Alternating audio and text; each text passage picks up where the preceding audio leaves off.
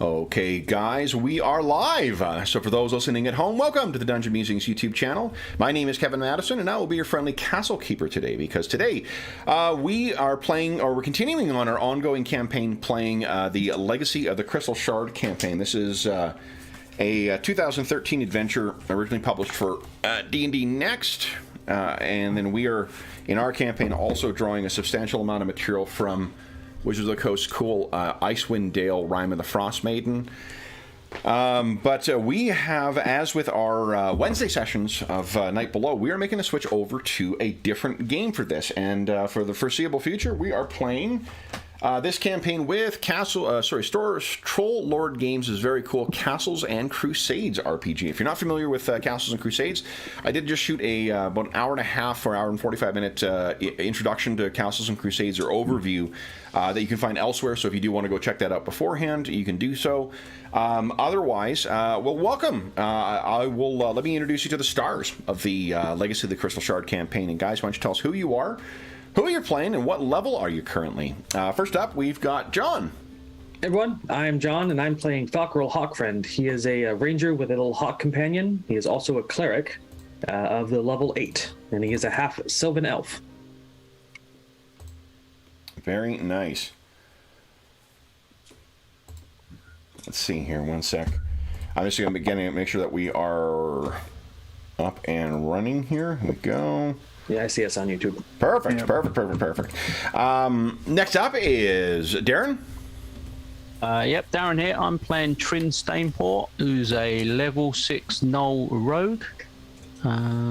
Yeah, that's about it, really. Nice. And last but certainly not least is Andrew. Hi everyone, I'm Andrew, and I am playing Kola Hammerstone, a dwarven cleric I can't even say it the same way anymore. Dwarven cleric worshipping Clangeddin Silverbeard of level 7. Nice. I mean, you can still say Allegor. There's nothing to stop us from renaming your class. Fair. In that case, I'm a ranger. All right, so we're starting about half an hour late for our session, because we were just going through to not only get some stuff set up, or to clarify some things with the Castle and Crusades versions of these characters. We also are going to be playing today with a set of survival rules that I have adapted from, I can't remember the name of the publisher, but it is in large part from Dave Breon Jackson from Critical Hit Publishing, their Cinematic Environs series. They got a series of these things. Not only for the general survival one, but there are like Arctic lands and mountains and swamplands and a bunch of other great stuff. Really, really interesting products for 5th edition that are quite easily adaptable. I've used them in our Night Below campaign and in part for this one. But Castles and Crusades has the math is a little closer, so we've taken the opportunity to sort of revisit our survival rules. If you want to see what these are as well, on the Dungeon Musings Discord server on the Legacy of the Crystal Shard channel, I've got them posted there. Or wait, do I? Or is that under the Night Below? I'll post them today on Crystal Shard as well, too, so you can see the draft rules for this as well, and all the house rules we play with C&C. Then, guys, last session, we are missing a half-elf ranger today because his house needed painting. But what happened last time with the assistance of said ranger/painter? Let's see. Gosh. We were in the caves of hunger. We spent an inordinate amount of time debating whether or not to investigate and potentially free a certain being that is trapped in the ice. Yep. I think the party really, and I say we spent an inordinate amount of time. The reality is, I think the party really struggled with this issue, because there was we don't know anything about what could happen if we did this, and yet it could be there was, because the creature was speaking to Trin, trying to convince him to free him. In the end, the party decided whether or not, regardless of what this creature once was in terms of like alignment and all this kind of thing, it's been trapped down here for what is no doubt like hundreds and hundreds of, or if not thousands of years. It's if it is there, even if it was good at some point, it's probably batshit right now, and maybe not a good idea. So we left it. We steeled ourselves to pass by Father Limic. That almost also did not go well. Some people were tempted, but we managed to pull ourselves away from there as well. And then had to battle our way through narrow corridors. Specifically, Falcarol struggled. It's not easy being big. Yeah, eventually finding a way that we Kola could cast. Forget what spell it was. Oh no, I just removed the curse. So yeah, I think you tried to use that to get rid of the mind affecting thing that Falcarol had, and what it did instead was it broke the curse to that spear. Right. Which, silver lining, we discovered that we have a relatively accessible way to get Falcarol small again if he touches the spear. We brought the spear with us specifically because we were thinking that one, we don't want this falling into the hands of the Duergar. Second, we have some potentially crazy, vain notion, but hopefully not, that this might be a good peace offering to the Frost Giants here in the Dale. And maybe something we can give to them in the hopes of a parlay. I mean, ultimately, ideally, it would be great if they were allies too. But let's just maybe start with, please don't kill us. So we removed that, and we made our way eventually out. And now I think we were literally just outside the Caves of Hunger with our griffins right now. Is where we left off. Yeah. Well, just one thing to add. We did remove the curse, but Falcarol did pick it up again. So yeah, it's back and a little stronger. You covered it. You covered it with wrapping and such. No, I grabbed it. You picked it up. Yeah. So the curse is back. It's a little stronger, but I'm still okay. Yeah. Yeah. Now, where are you guys for... now, here's something else to consider. What I have assumed is that you guys are not only... wearing cold weather clothes. Like, things get so cold in the Icewind Dale that it's not just a matter of wearing cold weather clothes. In the worst weather, if you really want to be able to move around in it still, you need furs on top of that. I'm assuming that you guys have furs and your cold weather clothing on. Warm furs, cold weather clothing, yes. Yeah, okay. Yeah, Although I technically don't need it at this point, but you guys, I have extras if you guys need it. Yeah, I've got my armor, but I have. You gave me. Do I have? What about that? Other gear. What about that cat cloak thing? Yeah, I think you've I have a Craig Clack. Yeah. Yeah, the Craig cat cloak. I think you've been slowly burning your way through those. But you do have one still that you had made for somebody else that they donated back to you. Lex donated it to me. Yeah. I'll have to go out and kill another Craig cat. What about Trin? Does Trin have any furs? Trin does have the benefit. He's actually, because of his hide, and he's a tundra knoll, I think he's one stage warmer than you guys, so he just needs the cold weather clothing, which I'm assuming he's got. Yeah, I mean, I've got no reason to think he wouldn't have it. Yeah. So, yeah. Sorry, I didn't mean to answer for you there, Darren, but... No, that's cool. Okay, I'm checking your overland movement, guys. For this... Oh, where's my DM screen? I think it's got on. I think our griffins are outside, but I'm too big to ride them at the moment. Yes, you are. So I think we're walking... Definitely too big. Now, when you guys have stepped out too, we rolled... the last thing we rolled was the... I joked that Dave would have to roll something, and it was the time of day that you guys were stepping out because your sleep cycles were all fucked up from being underground for so long. That's why he isn't here. Yeah, that's really the reason. But he hasn't rolled for weather yet, so why don't... let's see here.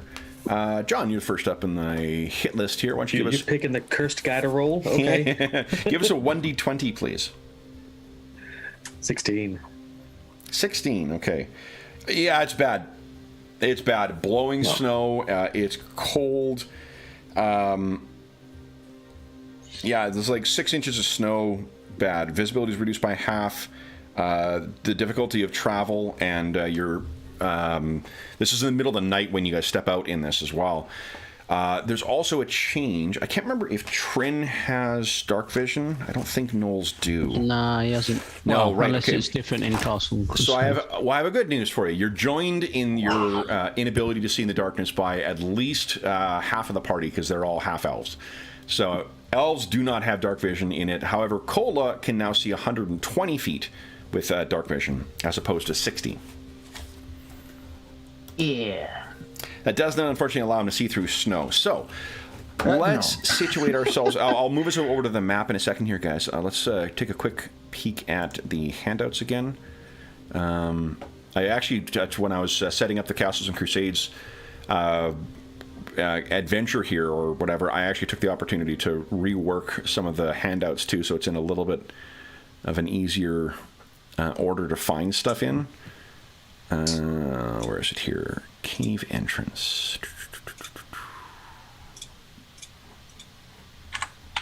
Let's see if that actually worked. However, when I renamed things, even the most well-organized thing, I can find ways to confound it. Ice sculptures, Grimskala.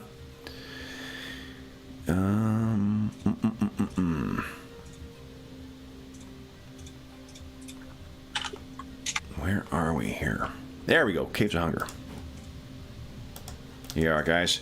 So that is what you are stepping out of, this rift in a thing. And there is, I think when you step out to Trin, it's only been a few weeks, I think, since the heroes did kill to Kelly Lee, and then all the Knoll tribes turned on one another. But you can picture that the camp itself, like the environment here, is such that as soon as they left, like it looks like a post-apocalyptic kind of landscape. Almost everything's been consumed by snow already. There's maybe a couple of the more sturdy structures, they still have the burned masts standing in them, but for the most part there's very little sign that there was ever any kind of big Knoll community here. So 5 in the morning, guys. We have not been tracking exhaustion up until now, but I think we're going to be starting now. So you guys have been up for a while. What do you guys wish to do? Let me move us over to the map, the overland map. We can plan from here. So what I was looking up was, let's see here. So you guys are over here near the Caves of Hunger, or at the Caves of Hunger. Your griffins are able to travel 96 miles in a day. But with a dwarf in tow, that is, your starting calculation is 8. You mean Oh, and with the weather, actually, you know what? This is nice. There are modifications for weather, modifications for obstacle, and modifications for terrain. So, like, the nature of the terrain, how densely covered the place is, and then the weather all has a factor in how fast you can go. With the weather being what it is today, your griffins are only going to be able to travel 48, if you could fit on them. Oh. But what are you guys thinking? How are you doing for rations and such? See, I've got a normal size 2 weeks amount of food, so cut that down into a week for being a big gut person. So I got that much food on me. What kind of food is that? Iron rations, so it's not the best. No, so iron rations will, if you keep consuming them over time, it's going to penalize your, what do you call it? We're going to start fresh with your scores. I've also restored everyone's, or I have not applied anyone's stat penalties. So you guys are getting off, anyone who may have been suffering from any stat penalties, the drained attributes. We're starting fresh with Castles and Crusades. I prefer a fresh drink if I'm going to start, consuming things, so... This way my monsters can have a fresh palate. Nice. Or a fresh meal. So you've got, I'm sorry, how many days worth of it is? For Falkroll at his size is 7. So okay, so what that it's 14 days.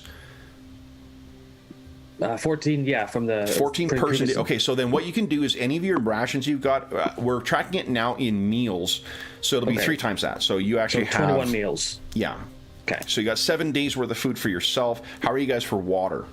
Well, I don't.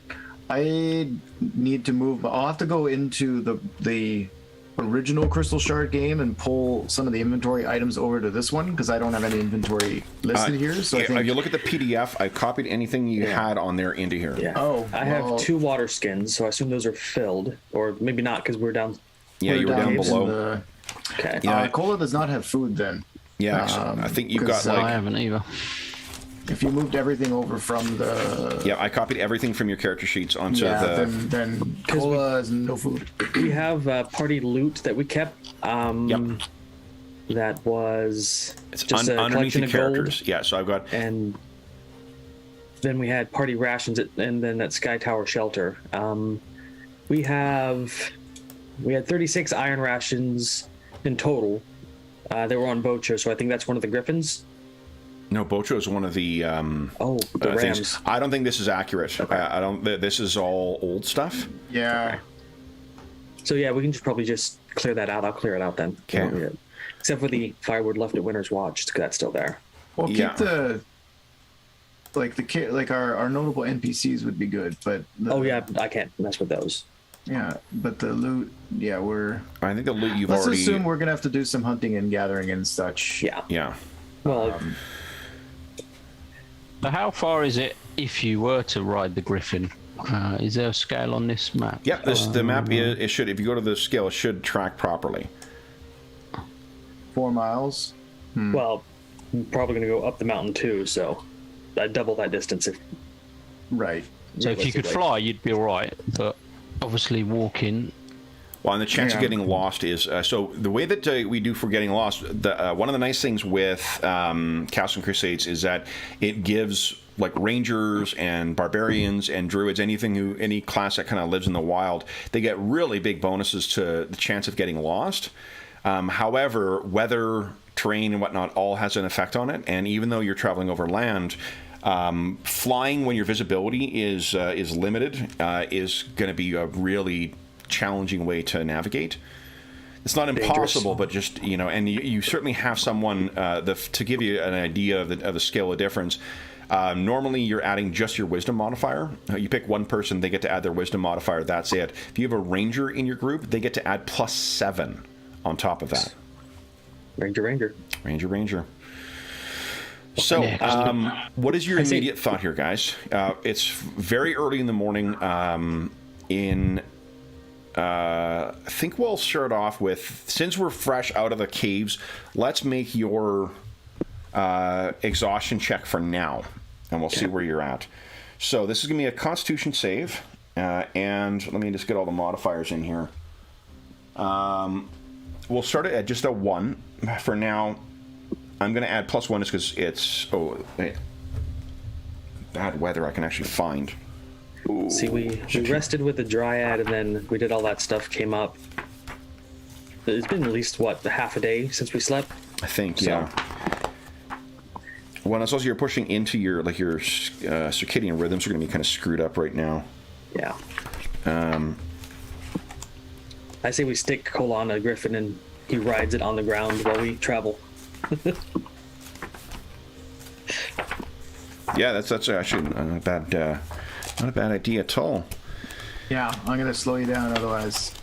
Never mind the fact that I've got no food, so I'm gonna be. Well, I've got crate food and water prep, so if we need it.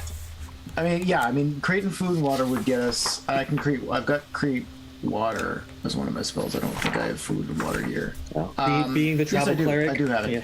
But we can, that's as we discussed before getting started, that's enough to get us to Sky Tower Shelter if we're planning on only taking a day to get there. Yeah. So, Being the travel cleric, I will always have that spell prepped at least. So.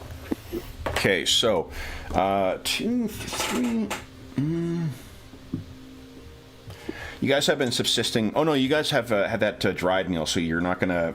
Your clock is ticking over for for meals once again. So, guys, it'll be Falcarol. Your con save is a 17. Cola, yours is a 17 as well. And That's high. Trin, yours is a 21. That is unlikely. Ooh. Nice. That 20 for Cola. 17. Okay, so you have it would cost you 4 luck to succeed in that. Otherwise, you're gonna take 1 level of fatigue. And I think that translates to +1 on all your difficulties or whatever. +1 only on ability checks. Oh. So it'd be like skills or things like that. Not saves, not attacks. You can have Trin. You can have 2 luck from me if that helps. Well, I need You need 4 total, right? Yeah, I have none to spare. No, I think Falco, you should. No, I think he'll soldier on at this point. Oh, Take the fatigue. Yeah. Okay, so that'll be +1. right. So ability checks are some of the things that you'll be using for survival as well. So, and you can't get your exhaustion back until you get a full night's rest in a comfortable environment. So just mark somewhere on your character sheet that you're at level 1 exhaustion. Yeah. I created on my journal tab, I created a status effect section. Oh, cool. Great. So I've got my Curse of the Jotun, exhaustion level wounds, and then I got a list for my basic stats before the modifications from Jotun. So And yours was the one that was the most complicated. I had to adjust the way that I had the template set up because I needed to fit more varieties of what your hit points and your strength scores and whatnot were. Falcarol, that was great. All right, so you step out. You guys have one of the upsides I will say is that I'm going to treat if you want to camp right here, the 3 hours you need to collect enough combustible material to have a campfire, that's here. You would easily be able to find that stuff in the remains of the Knoll encampment. You could also decide to carry on. The thing is that in order to find enough material to create campfires, what you do then is you need to have 3 successful stages of it, and it starts at a 10% for you to find enough material with 1 hour of searching. So it takes a lot longer, and you may not have as much for creating fires, unless you guys have any kind of magical way of creating campfires. like providing wood. It's the kindling and the combustible materials. That's the challenge here. So what I'm going to look into between now, I was thinking about it last time because you can. I'll bet you that like the Goliaths, like they're not immune to cold. They probably have some kind of like coals they use, kind of like a winter stove. Winter camping stove type thing, but like, fantasy. You may talk to them. They may be able to supply you with something like that. Okay. But alternatively, I mean, you guys have no water right now. And one thing, I gotta grab one more book. Dang it. Oh, yeah. Because you don't just start dehydrating right away unless. Gotcha. Well, I think me and Cola both have create water spells that we can use. I am also another nice thing about converting to Castles and Crusades. Is that we don't have circles of magic, which means that like Cola, for the first time ever, can actually take fire-based magic. Well, I don't know It about. was so annoying to me. I was like, I really, really, really want some like resistance to fire or some ability to cast fire, and I can't do it. I don't know about you, Andrew, but I'm keeping Falcarol in the spheres I had him with, so I'm going to resist the urge to do that. I like. You're just like canonically keeping your signature spells. The signature spell ability, I think, is a more interesting way of encouraging that kind of thematic use of spells. If you pick ones that are thematically linked to whoever your god is, then that's the way you're going to be more likely to use those things because you got them ready to go. Without actually restricting you, so it encourages something as opposed to just penalizing you from using it.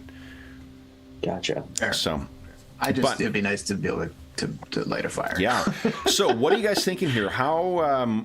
I've talked about quite a bit here about your options. What are you guys thinking? Well, The weather's not good enough to fly, he said. So, I'm going to create some water with my cantrip, or orison as it's called for a cleric. Okay. Let's see. Create water, and I assume I have to take double. So I can create 16 gallons of water, enough to fill 4 water skins for 2 gallons. So I can fill all of our water skins. Yep. Okay. One thing you guys will have to, you don't have to do it today, but between now and next session, is take a look at your, what do you call it? Take a look at the encumbrance rules in Castles and Crusades, because you're going to have to sort of recalculate your stuff. They use an abstracted EV thing. It's very easy to calculate it. You're going to need to keep track of that stuff because some things are heavier than you would expect them to be. Gotcha. Med kits, for instance, I think are like 2 or 1. Okay.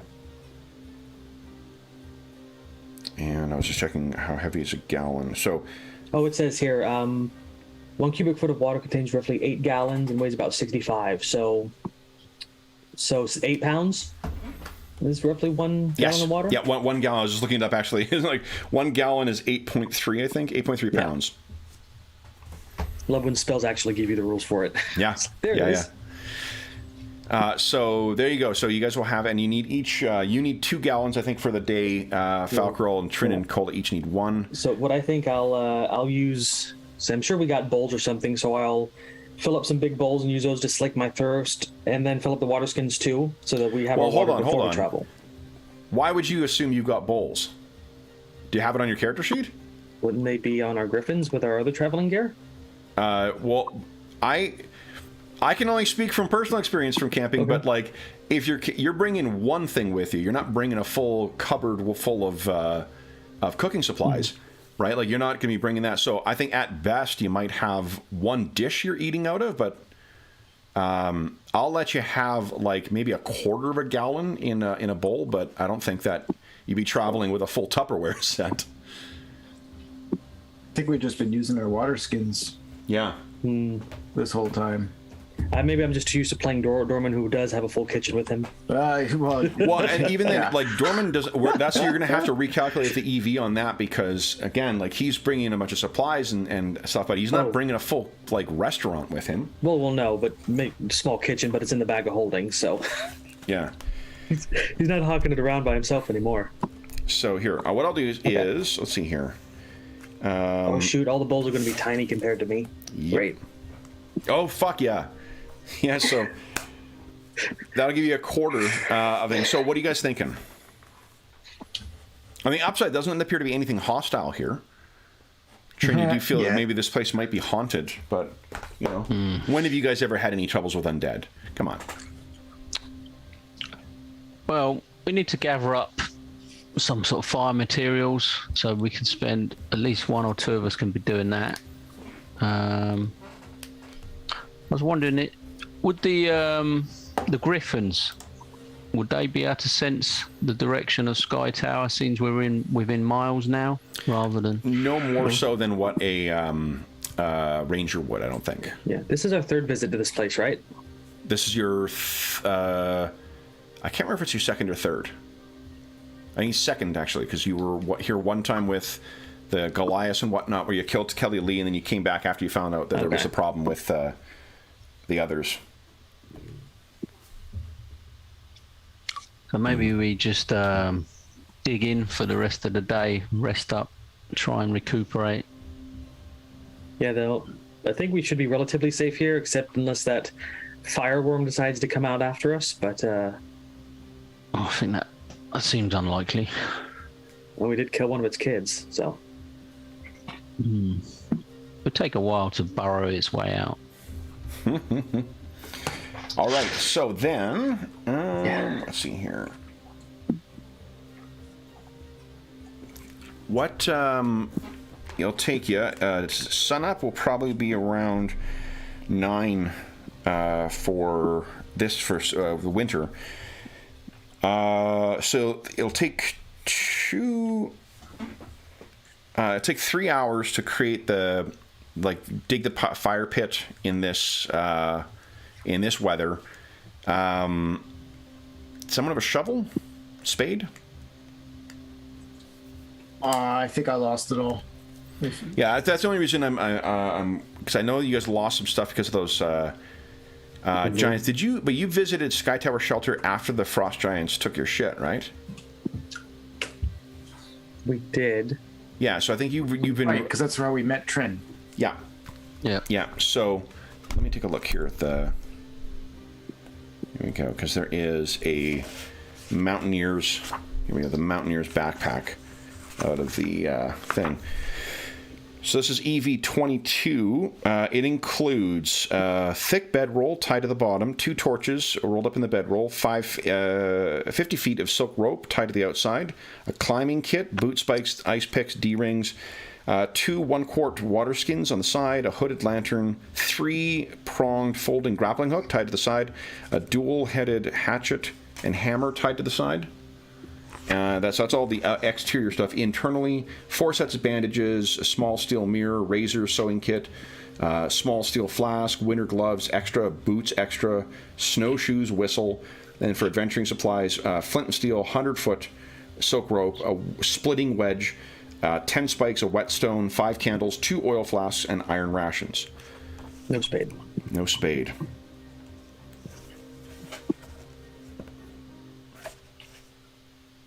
So you can assume you guys have all of that gear each. That would have been supplied by the, what do you call it? By the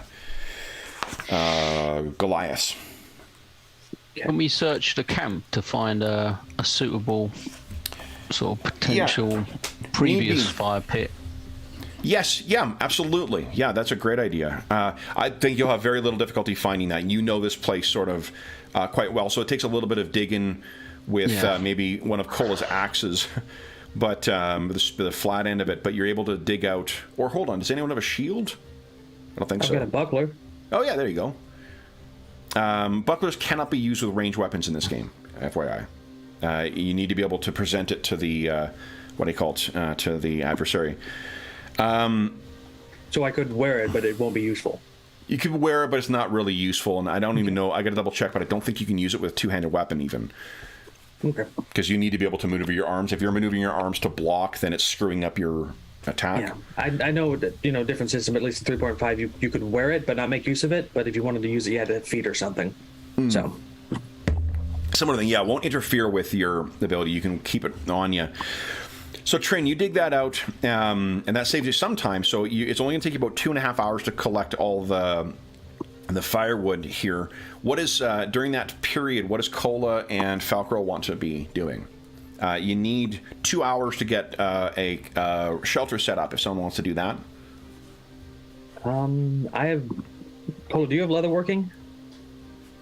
I did. No, I don't anymore, I don't think. Okay. Right, because you can only have one in CNC. You can only have the one. So I have herbalism now. I don't have leatherworking. Gotcha. I can set up the shelter. One of these, maybe. I don't think it restricts you from doing it. It just means like what the way I would say that you could understand your secondary skills. So these are the things you're exceptionally good at. Basic leatherworking and basic, like repairs and stuff. Every adventurer, it's assumed, can do stuff like that. What Falcro can do is make, like complex leather armor or boots or things like that. Like he's just a much more skilled. And then Trin can negotiate a good fee for when you sell it. Slowly changing over to a business simulator or a small business simulator game. If Cola wants to look around for useful herbs and stuff, I can get the tent set up. Yeah. In order to do a search for herbs, that's 8 hours. Oh. I mean, you got time unless you guys are planning on going somewhere else. If we're gonna wait out the storm, then. But that's the other thing. I'll be trying to look for herbs in bad weather. So. That actually doesn't affect. It affects your ability to travel. It affects your fatigue. It will not affect your ability to find shit. Oh. Yeah. That makes sense, I guess. Well, you're looking down, right? Like you're not. Yeah, I guess I'm closer to the ground. Fair enough. Anyway, okay. I mean, if it's, I'm happy to give that a try because we could use to restock some herbs. So then, Falcro, you're going to be setting up the shelter. Yep, and probably after that, taking care of the griffins because we have left them out here for like a day and a half or 2 days. So. Oh, that is something we have not thought of. Oh, yeah, animal care. I wonder how much time that takes. That's probably an hour, right? Hour, 2 hours? At the very least, yeah. Yeah. I'm saying, what, per one? Because these are large beasties? Let's be fair and say it's an hour. That's that'll be so an hour of your day is taken up for. I forgot. Yeah, you don't have mounts in the other game. Okay, so it is. That's actually if it's 3 hours. Trin will have the fire up and going and have enough firewood to last for the entire day, while Falcor gets the shelter set up and gets all those things ready. Gets the griffins taken care of. Fortunately, there's only 3. If you want to spend the 3 hours, too, it'll be 2 hours set up the shelter, Falcor, and then another 3 to take care of all of the griffins. The griffins will not... And I think what we'll say is that as long as you have that time to care for the mounts, they're not making fatigue checks. Okay. That's the incentive to spend that time caring for the mounts, is so that they don't get dinged with the fatigue checks. And I think it'll take extra time because we did leave them alone for a day or 2, so they probably need more than just simple brushing. I think, I mean, they're also pretty self-sufficient, right? I think you guys have sent them off to go and feed before. So then for Cola, let's do this. Cola, would you... First, here's what you got to decide, is what kind of herb do you want to go looking for? Common, the difficulties would be a common herb will be challenge level 1. Uncommon is challenge level 2. Rare is challenge level 4, and very rare is 6. But I don't think I've got any very rare listed here. Let's try uncommon. Okay, so the uncommon herbs are things like blue wolfbane, which can be used to make a poison. That's actually the only uncommon. The common ones are like Aaron's Rod is a common one. It can be used to make a sleep aid, to help with getting good night's rest or check against the what do you call it? The exhaustion. Can also be used to create a healing tincture. That gives you bonuses to poison saves for a day and heal some hit points. Or you can also be used to make a stew that doubles your healing rate for the day and instantly heals for 1d6 damage. I think maybe we'll do the common then. I assume that the uncommon would have some more interesting things. But well, there's variety. So that's what the common... You can also find Black Whorehound, which can be used to make a poultice that immediately removes poison. And if left in place for 2 days, cures disease. You could also find a common... These are all at the bottom of the travel document. Viper's Tongue, a poultice that heals for points of damage and can be used to attract snakes. Which one do you want to look for? I'm gonna do common. Well, again, common is a category. Each of those ones. Sorry. Yeah, take a look at the thing. For a specific type. Yeah, it's a specific thing you're looking for. Which one do you want to look for? Okay. I think that first one seemed to be more versatile, so... Okay. I'll try for that one, I guess. All right. So it's a CL1. It's an intelligence check. You get to add your level. So you can just click on your intelligence. Difficulty is going to be a 15. Look at that. All right, now I'm going to find my... Here we go. What you find is... Or do I have it already listed in the... thing here? Gallery herbs. I did not have it listed. Okay. Oh, and I'm assuming you're carrying actually a I didn't put it on your character sheet, but there's a item called a where is it? A herb satchel. It's 30 gold, 5 pounds, EV of 3. What it does gives you +3 to all checks and saves when attempting to locate, gather, or manufacture or identify herbal materials and to craft herbal mixtures. So, what you find is, let's see here, I think it's 1d6. Materials, difficulty. Sure, I was looking this up last night and I thought, oh, now I know it. I don't need to look it up again. I was apparently wrong. 1d4. Okay. Give us a 1d4 roll, please. And 4, nice. So you got 4 doses of Aaron's Rod. and then you can spend an hour back at camp treating or preparing that stuff if you like. And then make use of it to make one of those things. Each of those implementations I told you are basic herbal remedies, which means it requires 1d4 minus 1 days to prepare it. Those are just 8-hour days that you would spend preparing that stuff. You could split it up in between. Okay. So if you happen to have a free thing. So you got 4 doses of Iron's Rod. Each time you create one of those things too, it doesn't translate on a 1-to-1. Each dose of Aaron's Rod will create multiple uses of that. So like, it's not like you're wasting an entire day or multiple days to make one thing. You are going to be spending time to create a bunch of like a batch of those herbal remedies. Okay. So then, Trin and Falkrol, you guys, once you've finished setting up the camp, I think if we give you guys 4 hours, that's enough time for you each to set up the camp, get the fire going, care for the animals. That still leaves 4 more hours before Kola returns. Anything you guys wish to do during that time? Maintaining armor would be a good idea, and weapons. Okay. I want to try and find some live sort of prey or food. Sure. With he's got bloodhound and survival, wilderness survival. So he's pretty good at sniffing out stuff. Most even definitely. When his sight's Okay, so have an issue. It'll be an hour to find a hunting spot, and then once you've got there, let's do this. Would you kindly give us let's see here.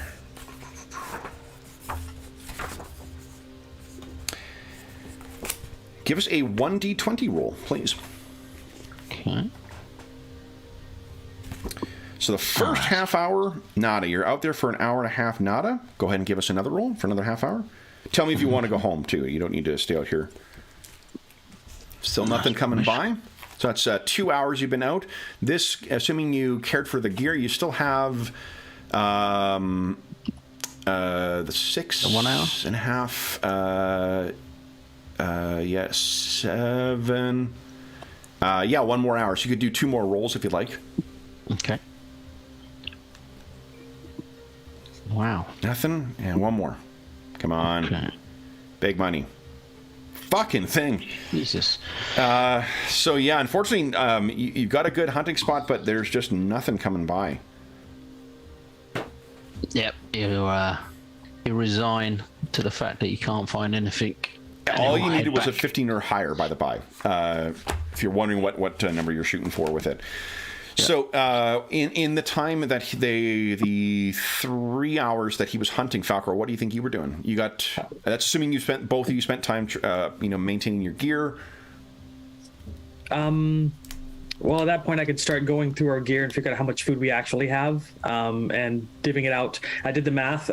2 weeks of rations breaks down to 3.5 days for food for both of us, and that's it, accounting for my large size. Okay. So we have 3.5 days of iron rations. Okay. And I'll probably get something cooking. Sure, you want to do the cooking? Well, you can't really cook the iron rations. You can heat them up, but it won't change them from Gotcha. being just iron rations. You could have hot water with it, I guess, but Okay. adding heat to something doesn't necessarily always make it better. Add hot water to toast, and you will see. Making the Yeah, okay. It's pretty awful.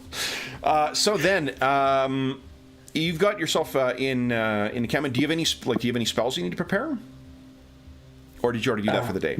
They're prepared for the day. Okay. The only one I spent was create water. So okay.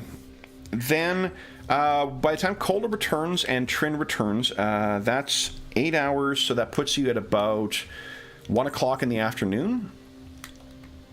And Cola returns. What do you think this your herbal stuff? What does it look like?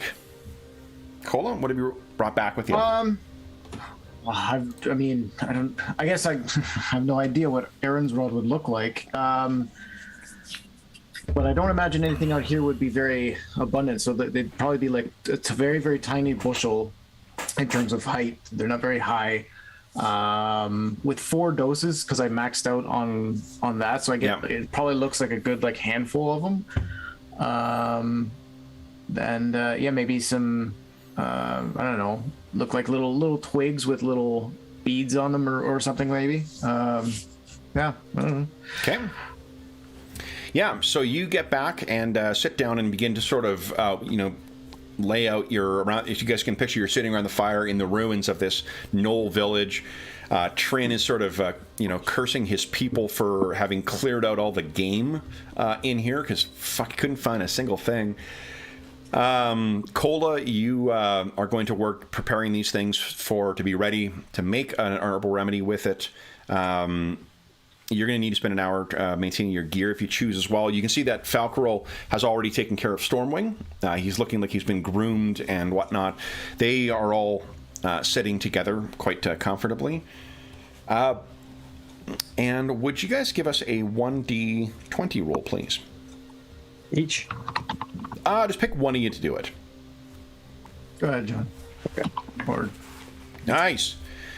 Falcarol, you're, if you finished up, it seems like everything you need to do, you've gone through the rations, and that's when you hear the sound of a screech from fairly far off. It's carried in the on the wind. Would you give us let's see here. I think this will be a wisdom check. No, intelligence check. I'm checking your wisdom, your ranger skills here.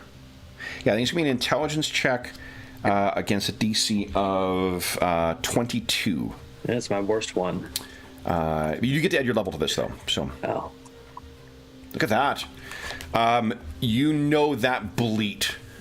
That's the sound of Peritons. oh fuck. And we can't see them because of the weather. I can't see them yet, no. And if you look over, you can see Trin and Cola don't seem to have heard it yet. Gotcha. I immediately look up off to the distance and says, "Guys, Peritons are coming. Get in the cave." Yep. Okay, so the cave, you're not camping directly outside of the cave. You're in where the encampment is, so it's probably like 100 feet or so to get to the cave. Mm-hmm. Okay. I'm going to go over to start moving towards my griffin and... Okay. Wait, well, can we... Let's do this, guys. Everyone... Can the griffins fit? I don't think well, they can I fit. can fit. Barely. Yeah, but you take up a lot of space. This decision is going to take time to have, or discussion is going to take time to have. Let's everyone decide whether you are, remember the maneuvers? If you are doing anything that will alter your AC, let me know. Otherwise, let me get... you guys will have a moment to make a decision because I got to set up the token. No, Peritons are terrifying in second edition. I do not want to fight them in this one. Yeah. I don't know what you're talking about. All right, let's see here.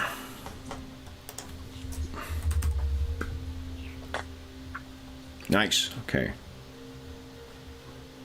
Go. Where the heck is... Oh, wow, there's just that many summon spells. Okay. Okay, I am casting something that affects AC. Okay. So these, you don't need to tell me the casting it doesn't affect your AC. Right. Right. Yeah. Casting is just casting a spell, and the only reason I need to know that is if I happen to have spellcasters who might be able to judge what you're casting. These Peritons don't know, but it's a good habit to get into. Right. Okay. Fair enough. So I do appreciate you saying that. All right. And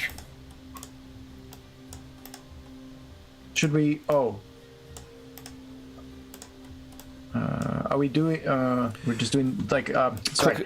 Are we moving to a battle map or are we staying on this map? well, we're gonna do a theater of the mind. Okay, cool. Yeah, you guys have Just a ways to that go. maybe I should wait until the token, like to click the right token is my point. Absolutely, yeah. Okay, let me add turn here for them. Down. All right. So then, guys, let's see here. Will this correctly? Does it? Nice. All right. So then, first up, and again, just to situate ourselves in the terrain. Now, Trin, I think you are going to be able to smell these things now that they're getting in quite close. Because if you're scent. Yep. Yeah, visibility is half. Does it have visibility on the DM screen? I wonder. Does not. That is okay. Okay, cool.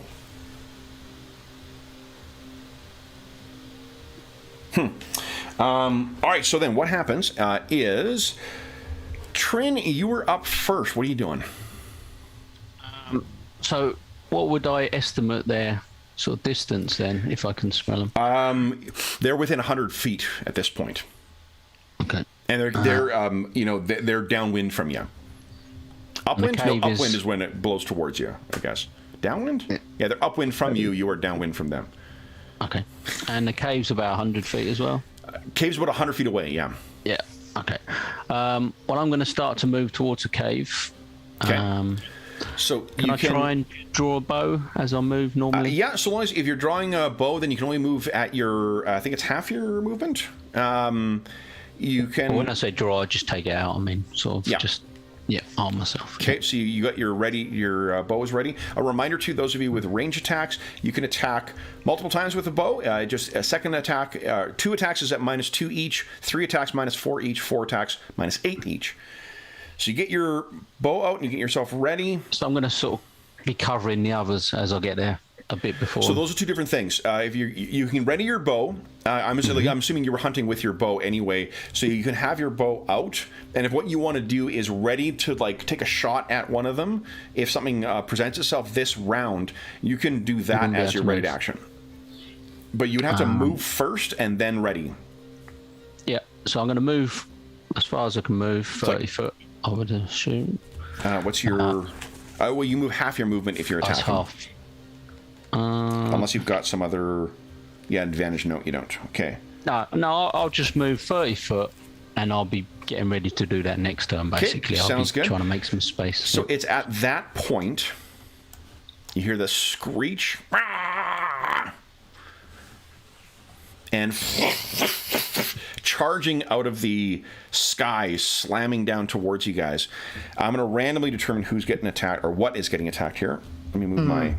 Hey, Kev, apropos to absolutely nothing at all. Yeah. Are we using the same crit rules that we discussed for Wednesday? Yes, we're using the ones where there's a save against it. Okay, that's good to know. Again, no reason. And it tears Cola's head off. Oh man, I need to update. I forgot to put those in the house rules. I'll do that today. So, Darren, have you watched that episode, or have you been? Do you know? I was away last week, so I haven't been watching anything. Yeah. So basically, because we're using crit tables in these games, but as it turns out, CNC crit tables are pretty brutal.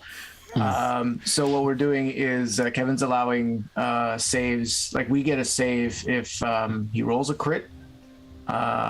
Just to kind of mitigate, and we could still apply our meta currencies to those rolls. Yep. Okay.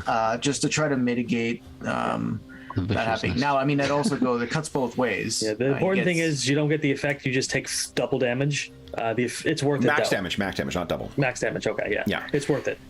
Definitely. And what it allows is there's an opportunity for some really fun critical hits, both you guys inflicting them and whatnot, but unless you're facing something that's around your level, the likelihood of it actually triggering is fairly low. And you've got your narrative meta currency to be able to buy your way out of those. Okay. All right, so you're just for this game, guys, your AC for your Griffins is 17. Okay. Yeah, they 17, they get +7 to hit. And claws do 1d4, bite does 2d8. 2d4, 2d8. Yeah. Okay. And then their favored saves are physical. All that means is just... Do they have any bonuses to damage, or just a flat die roll? No, it's flat die roll for them. Okay. Yep. Okay. Okay, so then it is these Periton's turn. All right, so first one is coming down on... Stormwing. So... It swoops down. Let me move my... I don't know. I've got my dice rolling tray here, but I got so many freaking dice in it. I can't really roll in it, so I've been taking shit out of the dice tray. Like, it's... I'm basically a hoarder of dice, is what I'm saying. All right, here we go. So, we get attack on Stormwing. This is a +6 to hit. So it misses. Thankfully, Stormwing misses this thing coming in, trying to gouge it with its horns. Because the charge does +2 damage as well. Next one is coming in on Trin. Trin, what's your AC? 16. 16. Oh, I hit with a 20. Not a crit. And you take, let's see here, as antlers come down. You take. 11 points of damage. It slams into you. And it's very much like that illustration. It's trying to get at you and eat you. Next one's coming down on Silverbeak. That is a miss. So Silverbeak keeps itself free. Next one is coming down on Little One. That is a 20 as well.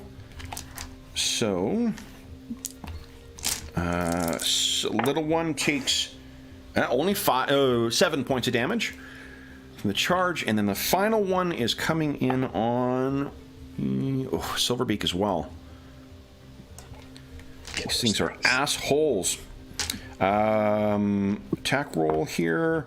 That's a miss, a 9. Okay, so these things, and you can picture that, like, you hear the squawking and whatnot, and then they are suddenly just wham, wham, wham, hammering down into these things, and the smell up close, Trin, is fucking pungent. Falcarol, you're up next. What are you doing? I have a question. Of course.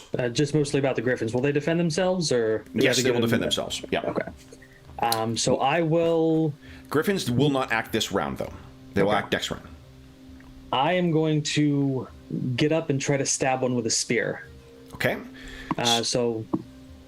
Or do I assume I was on my feet when the thing started? You were aware that these were coming. I'm assuming you're up and you've got a readied weapon, whichever one you think you would have had ready.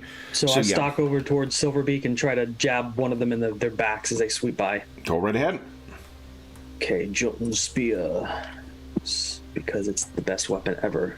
Nice. Yep, that's a hit. Go ahead and roll damage. Holy smokes, nice.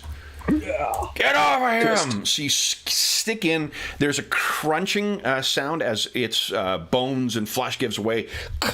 And it quickly twists and gets away from the sharp end of that spear. Cola, what are you doing?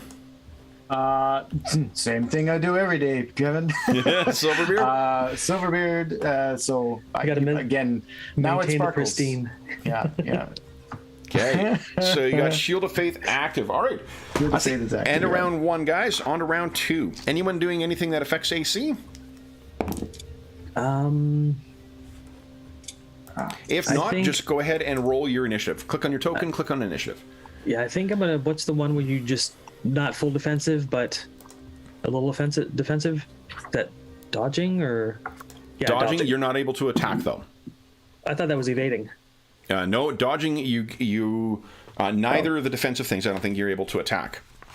In dodging, it's up to 3 opponents. That's the difference by the looks of it. Gotcha. Okay, no, then I'm just going to attack them. So. Okay, yeah, you sacrifice your action if you're dodging. Okay. Okay. All right. I heard 2. And, is that all 3? 1, 2, 3. Great. And descending. All right. So, unfortunately, Peritons are up first. All right. So, then on Silverbeak, I got 2 on there. These things flap up. And, actually, one is going to go after you, Falcarol. What's your AC? 16, right? It is, unless I can use a spear one-handed. If you use the spear one-handed, I think it has a different effect.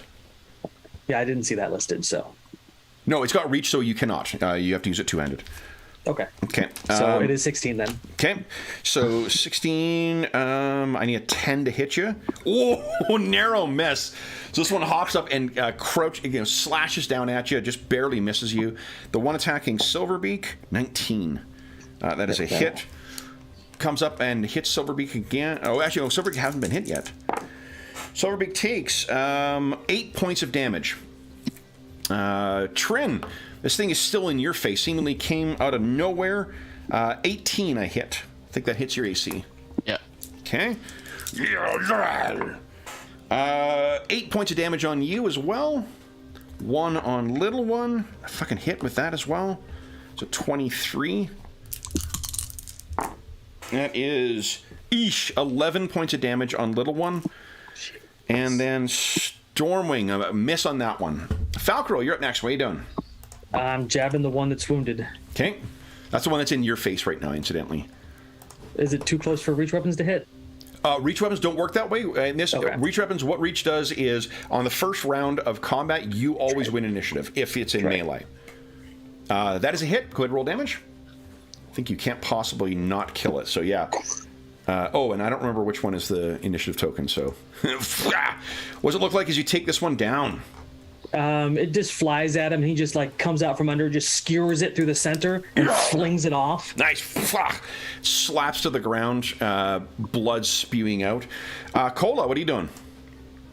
I'm going to.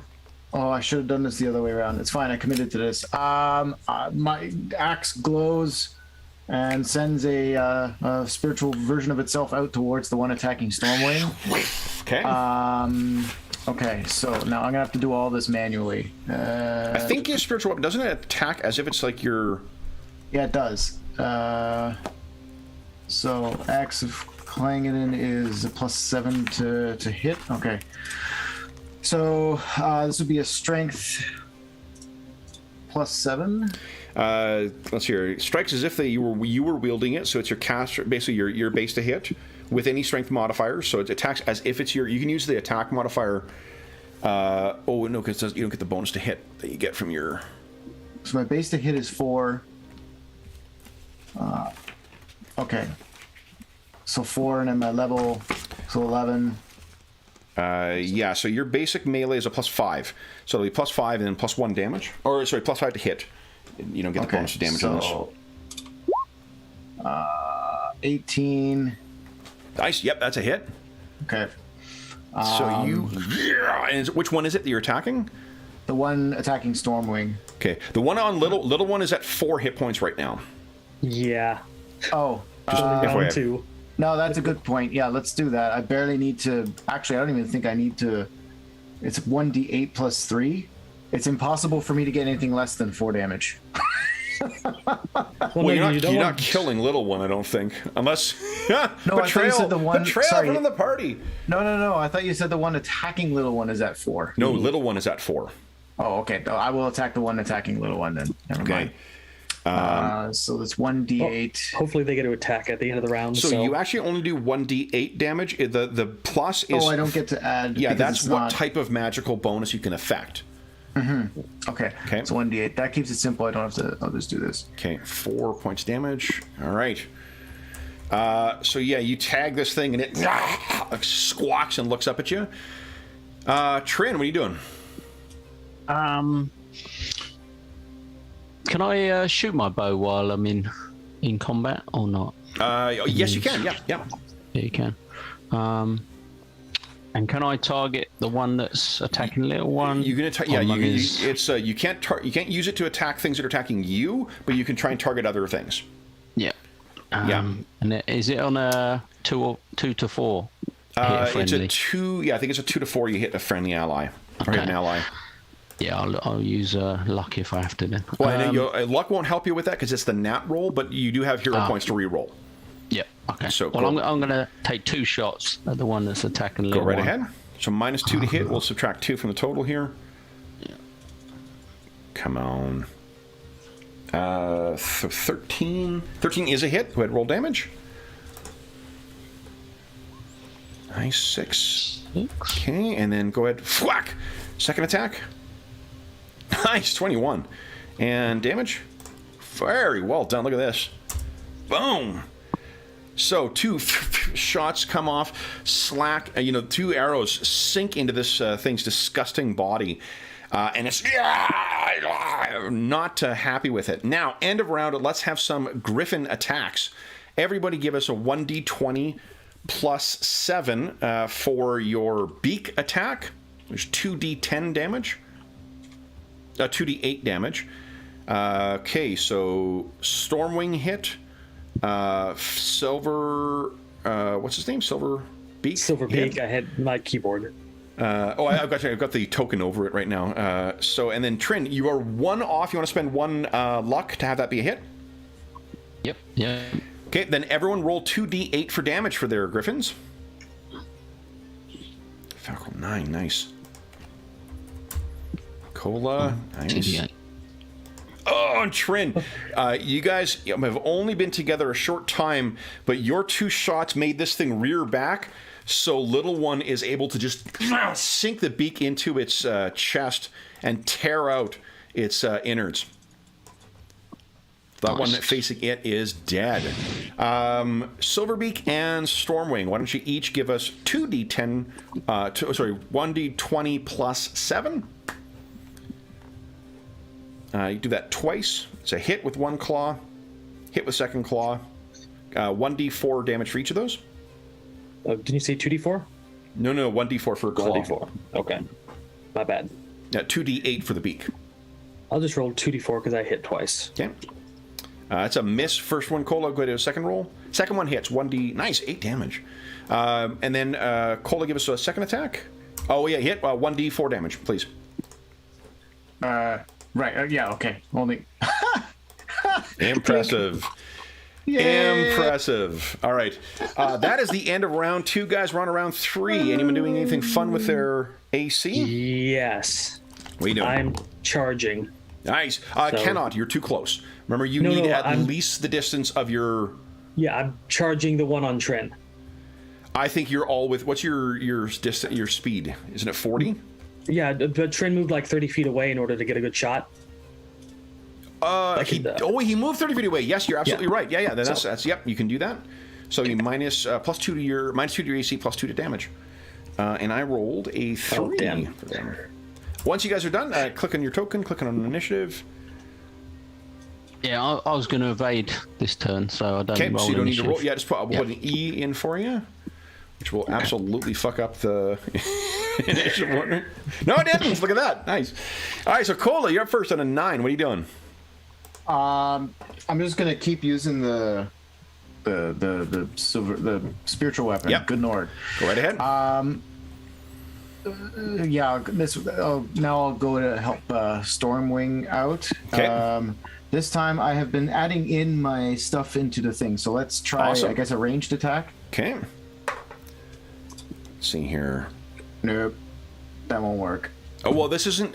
you actually use your strength bonus or your dex bonus, whichever's better for spiritual weapon. Oh, right. Okay, Yeah. so because it's plus 5, should be a plus 5 total. I'll That's have to still a work that 2 into you the- rolled, so I mean that doesn't help. No, okay. You have a butt ton of luck left though. You need 6 to hit with that.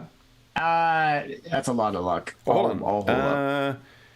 You need 5 to hit with that. It's okay. It's all right. Okay. Luck doesn't carry over. You have to re-roll luck at the start of each session. So Yeah, I know. We still have like an hour though. okay. Spend it. John, you may have noticed something about me. I'm exceedingly cheap. All right. Then it is the Periton's turn. Let's see here. First up, it'll be on Trin. Let's see here. 1521. That's another hit. This thing is just not letting up on you, Trin. Ooh, even with the evading, damn. Yeah, I was right, because your evading gives what, plus 8? No, plus 4? Nah, it's plus 4. Plus 4, yeah, because So that's a it's only 21. 20. Fuck. That is a 8 more damage from them. The one on Silverbeak. Let's see here. That's a miss. And then the one on Stormwing. That is a... it's only a 15. It's a miss. Okay. Falcrol, you're up next. What are you doing? Charging spear coming after the one on trim. 27. Solid hit. Go ahead and roll damage. +2 damage. 12. Oh, no. All right. So you skewer this thing, and then it squawks and looks around. You actually would have had +2 to hit for rear attack as well. Yeah. So you're just like. So, okay. I think then Griffin time, guys. What is so Silverbeak? Let's have Silverbeak. And what is a little one doing? Is he coming to help his master? Or her master, or their master? Yeah, I think it's a her. Okay. Yeah, I think after seeing the arrows flying over and helping it's gonna try and return the favor. So it'll be +1 to hit. You'll be +8 on this roll, Trin, because you're flanking the Periton. So that is a hit for the beak with Silverbeak. Go ahead and go roll 2d8. That's you're 2 points off. 2 out. Yeah, I'll spend that. And then it's 2d8 damage for that.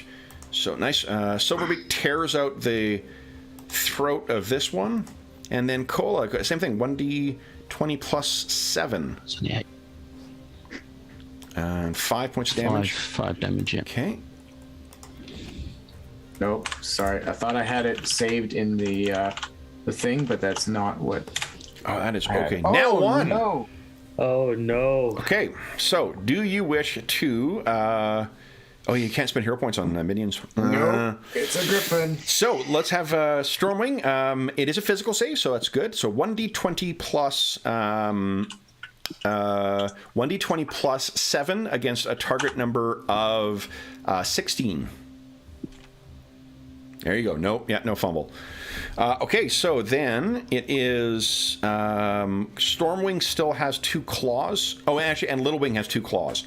Silverbeak, you can't move between attacks, so he used all his attacks for this round. Go ahead and roll 2 claw attacks, 1d20 plus 8 for Trin, and 1d20 plus 7 for Stormwing. That's a hit. So 2d4 damage for yours. That's a miss for...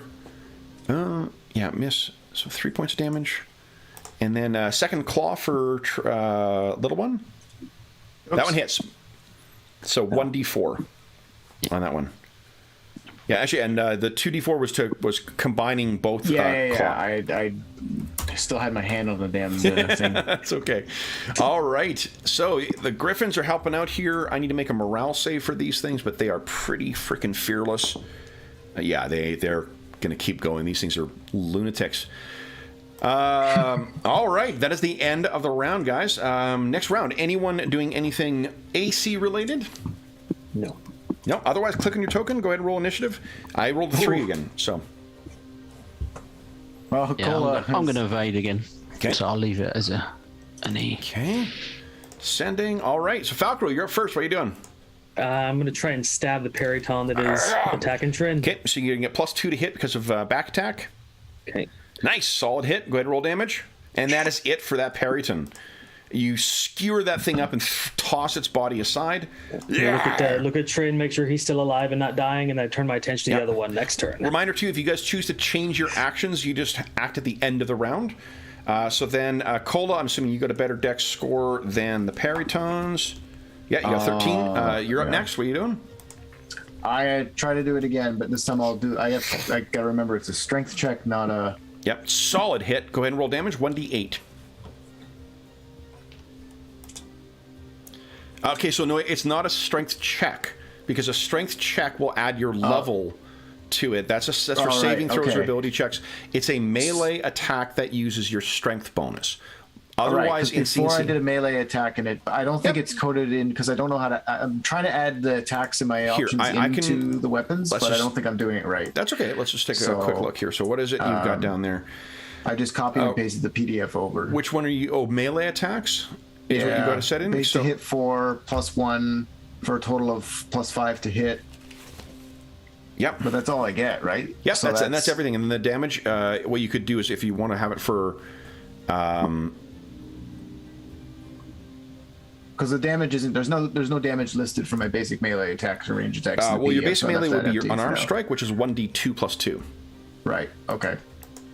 Yeah, because your strength is a plus... Oh, hold on, look at the wrong character. Oh, sorry, no, your is 1d2 plus 1. Because I rolled a basic melee attack last time, and then you pointed out No, that you it rolled needs to basic be a range last strength-based. time. Oh, ranged. Okay, That's the difference. right. Is it's melee as opposed to Yeah. range. But that's a hit in any event, and 6 points of damage. Nice. Okay, yeah. Okay, solid. This thing screeches as that mystical axe carves into it. Then it is this thing's turn. It is still going to try and take down Stormwing. That 2 is not going to do it. That's the end of the round, guys. We're on to round 4. This is the last one standing. I'll make another morale save. Nope, it's still fighting.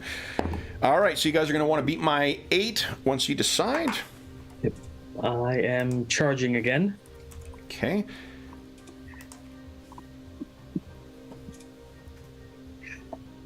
All right. So that's everybody. Then it is Cola. You're up first. What are you doing? Try and finish this thing Surprise, off. surprise. Ooh, that's 2 off. You want to spend 2 luck? Yeah, I'll spend 2 luck. Go ahead and roll damage. 1d8. Come on. Big money. You could take it out in this one hit. Come on. There we go. Not with that hit, though. No. All right. So that is a hit. Then it is Falcarol's turn. What are you doing, Falcarol? Charging in and trying to save Go more ahead. animals from being Okay, hurt. you can get +2 from back attack. Nat 1! You're going to spend 2...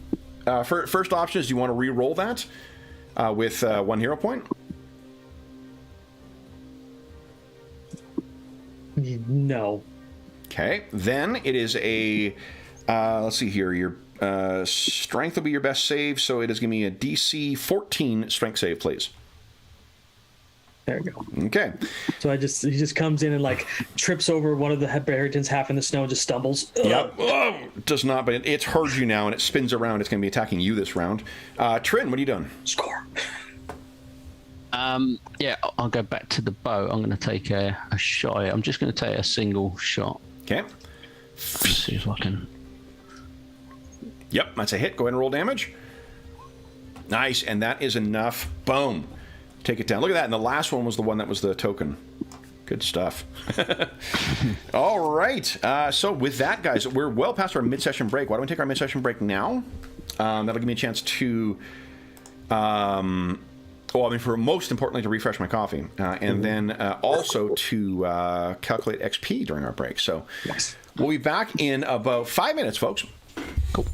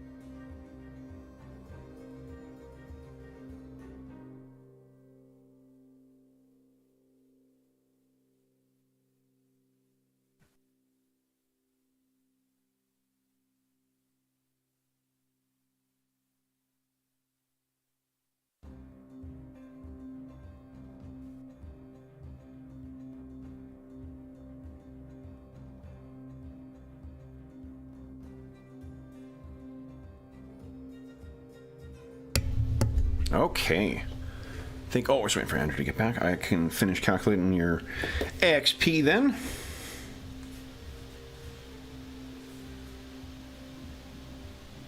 All right. Okay. So. Got to heal some people. Yes, you can feel free to start spreading some heals. Now, first thing is you guys have bandages with you, so you could apply bandages to heal. I think it's 1d. Let's see here. 1d. Is it 2d2? If you're using a med kit, it's 2d2. If you, and then you can make an ability check to restore one extra one. If you're using just bandages, it needs to be within 4 rounds of injury and heals 1d2 without a roll, and you can roll to improve that by 1. Who has a med kit? Maybe that's a first thing to ask. I do. Okay. So you give us a wisdom check then. Okay. Oh, hold on. No. I think it's intelligence. Yeah, it's intelligence. So that's just a 19, though. DC 19. And you can add your level to this. There you go. Just made it. All right, so then that's a 2d2 plus 1. It's going to go on trend first. Okay. For 4. Nice. Not bad. So that uses up one of the 10 bandages and dressings in there. Okay, and then I'll go after little one next. Okay. Or actually, would it be past 4 rounds if once that happens? That's or? only bandages you need to. If you're using a med kit, you've got more grace period. Okay. You still can only use, like, any given wounds can only be treated once with it, but you've got more of a grace period with the med kit. Then for little one, whew. I think it's like 25 pounds, so like it definitely you take you have a cost with it. So 3 points to little one. Okay. Okay. And then I got 8 left. Okay. Okay. And then and you can clean the bandages, and if you've got someone who is a herbalist, they can collect materials to replace dressings. Oh, nice. Yeah. Okay. And then I'm going to use a signature spell and cast Circle of Healing. Oh, nice. Okay. So I can get everybody in the party. Okay. Okay, I'm going to get rid of Neutralize Poison as my spell. So. Okay. Okay, so everybody. God, I love the signature spell thing. And then call on the power of Solinar and 13. Awesome. So everybody restores 13 points of healing. It could very well be my, my years spent in World of Warcraft. I love AOE healing spells. They're super. Yeah, like the more people around me, the better. Yeah, it's one of my favorite things to see in PF2 is when clerics are able to get off those big, or anyone who's a healer gets those big AOE heals off. It's great. So little one would also recover 13 points. Cool. Let me do that. Yeah. Same thing with Cola. I think everyone will be restored back to max except for Trin. Trin, yeah. Oh no, Cola got his 13. He's still too short. Oh, but that's okay, fine. okay. Got it. I mean, he's too short in general, but. All right. So these things are down now. You have 5 Peritons. This is not meat you could eat, but yeah. Oh, but those antlers impressed the people at Sky Tower. They did. You could harvest those things. And I'll pop off another signature spell to do Cure Light on Trin. Okay. For 3 more. 3 more, okay. And we'll trade off, remove. Yeah, I'll work on. Well, I might ask Falkroll for some help on this one. It's not my specialty, but I will try to get some of the antlers. Okay, so we can trade at Sky Tower. Oh yeah, we've got time for that. Okay. Yeah, you got nothing else you're doing today. And there were 5 of them, right? There are 5. Yep, and then it will take you.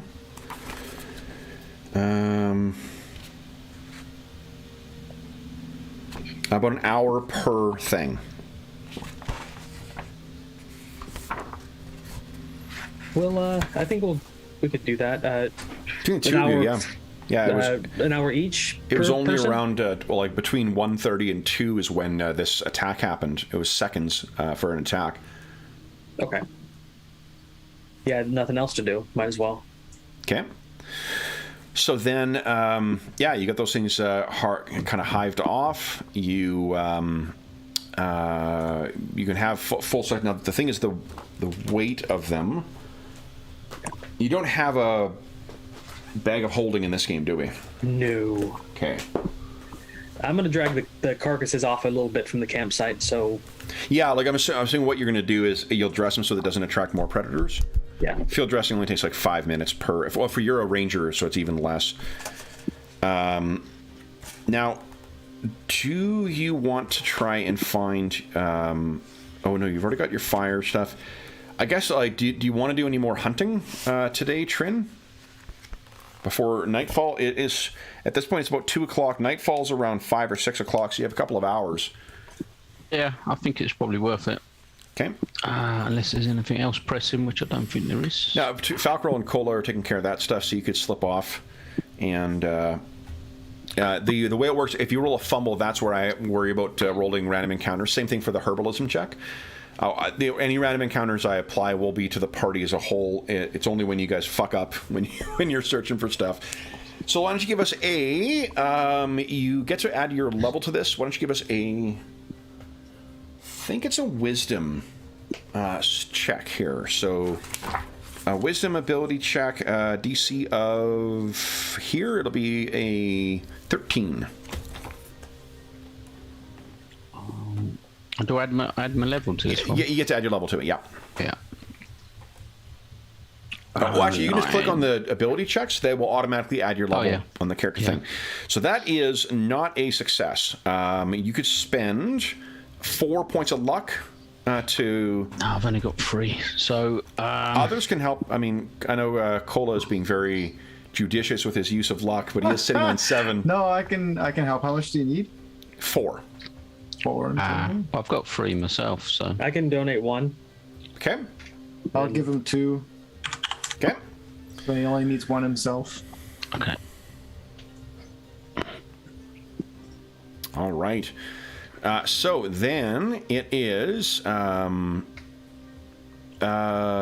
Trin, so you are successfully able to get a great position for your hunting blind. Give us a 1d... 20 roll, please. Come on. Nat 1! Nothing. So nothing that first half hour, but patience pays off, I hear. Go ahead and give us another roll. There you go. So what comes stalking in? Ooh. So this is probably like a... maybe like a tundra badger or something like that. Something about the size. So it's a small size creature going around. What you can do is give us a wisdom, because you've got training in survival, not survival, but you've got that like wilderness thing. Knack. Yeah, just give us a wisdom check. The difficulty on this one would be so it'd be wisdom. I think for you it's a 15. No, it is a 12, because your wisdom's favored.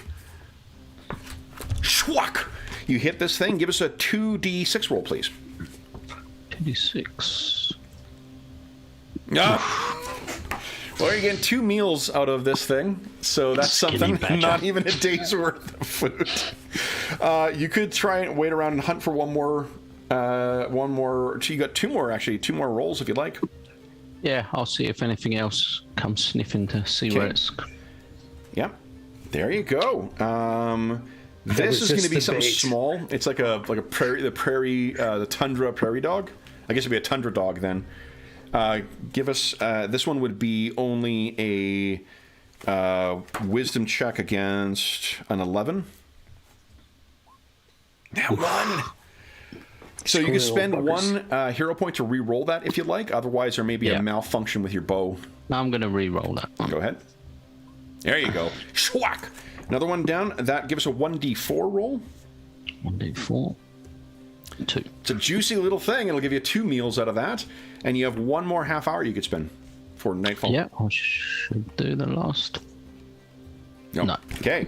So you got a tundra dog and a badger. So you got 4 meals worth of stuff, but this is something you can actually cook. So at the very least, you guys are having some meals that won't be iron rations. So 4 meals. So 2 for that's you.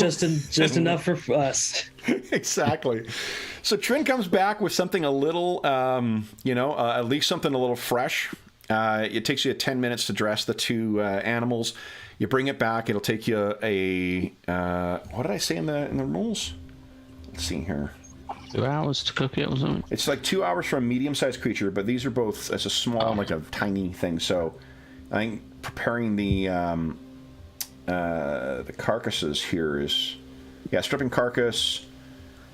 2 hours for medium, 6 for a large. So it's basically like 1 hour for getting it ready. So yeah, so you guys, Trin returns just at nightfall, and with a couple of fresh meals for you. The debris is burning on the fire, and you're gonna have something that's not iron rations. So that's Nice. good. Excuse me. And because I think it's a fun little flavor adding chart, why don't you give us a 1d20 roll, Trin? It's a 14. Nice. So with the to make the meals go a little further, Trin has used a shredding technique with this. So you're basically having whatever the badger and tundra dog, prairie dog equivalent of pulled pork is. So you've got this shredded meat. It's not not haute cuisine, but it's much better than the prospect of cold iron rations would have been. So nice. Thank you, Trin. Then, as night falls, any special preparation or special considerations you guys are taking for your evening? As a ranger, you could make a weather watch check if you like. Yeah, that sounds like a good idea. Okay, See if this storm's going to break. Yeah, so give us a 1d20, or hold on, not 1d20. Give us a wisdom check against a DC of a 11. Easy. And now give us another d20 roll, please. See what the weather is going to be like tomorrow. Well, that's good. It should be calm. It'll be cold, but the weather will be calm. Storm should break in the night. Nice. Okay. So then, unless there's anything else you guys wish to do, you will be bedding down. Everyone has bedrolls, I think, still from things. Great. So overnight, you will each, I think you only heal 1 per natural healing, unless it's 1 per hit dice. Let me double check. I'll look it up, and then we don't have to look it up again. Well, you guys are pretty good for injuries. 1 point per day, full stop. Yep. Hardcore. Yeah, definitely. Okay, so the evening passes uneventfully. You guys each take turns during watch, and as Falcarel predicted, the storm breaks over in the evening. So by morning, you're getting a beautiful, clear sky, and you're pretty exhausted by the time you finally bed down because you've just been up for a very, very long time. But your full night's sleep in a secure shelter built by Falcarel around that fire, it's as good as if you were sleeping in an inn. So everyone heals 1 hit point. And then what do you guys wish to do today? The weather has cleared up, so your navigating is going to be easier, and your griffins are not going to be restricted in their how fast they're going to be able to fly. Yeah, I think if we could fly. Oh, right. Shit, you're moving over land. Yeah. Anyway, Falcar will look over at Cola and says we should restore our spells and then hustle. How much time do you guys need for spells? I only need to do 2, so half an hour. Half an hour? Okay. Yeah, I just did 2. I just cast 2 yesterday, so half an hour. Okay. So then your prep for today is going to be an hour of getting ready, of eating in the morning and breaking camp, which Trin can cook again. Let's make that travel exhaustion check. Oh, and Trin, you lose your level of exhaustion. You've had a good night's sleep. If I were to cast Remove Curse, could we reduce you to so We can could. fly? And then you just wrap the thing up so you don't have to touch it when you carry it. But Be give good. that a shot. If Okay. you want to prep that spell. Certainly be like, because I'm just thinking if the weather's clear, let's take advantage of that. Yeah. Although I'm personally, as a player, we're like, we just got this cursed item. Yeah, probably a but good it's idea to get it removed. cursed. I know. Like, what? Remember, Why are you- if we turn it into reduce my size, it's going to grow to a large spear, so it's going to be hard to take with us anyway. So we Oh, might as well just walk it there. okay. And it does, Fine. each time you dispel the curse and then pick it up again, it gets harder for you to permanently dispel it. Right. I just kind of figured that we were only doing that to get it out of the caves, and now I think we Falco would has be able... other ambitions. No, as a player, I'm like, where's this going to go? But yeah, I don't know. Okay. We'll walk it then. It's so the frost giants aren't the one around here. They're further towards the northwest, right? The frost giants you've encountered have been in these mountains before. Oh, in these mountains. Okay. Yeah. Yeah.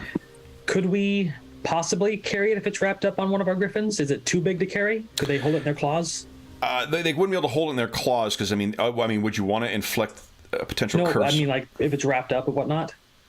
Could like- they carry it like that, or could Do you guys think that wrapping it up in some cloth is going to prevent the curse from manifesting? I don't know. But I mean, safety equipment is safety equipment. It may not be effective.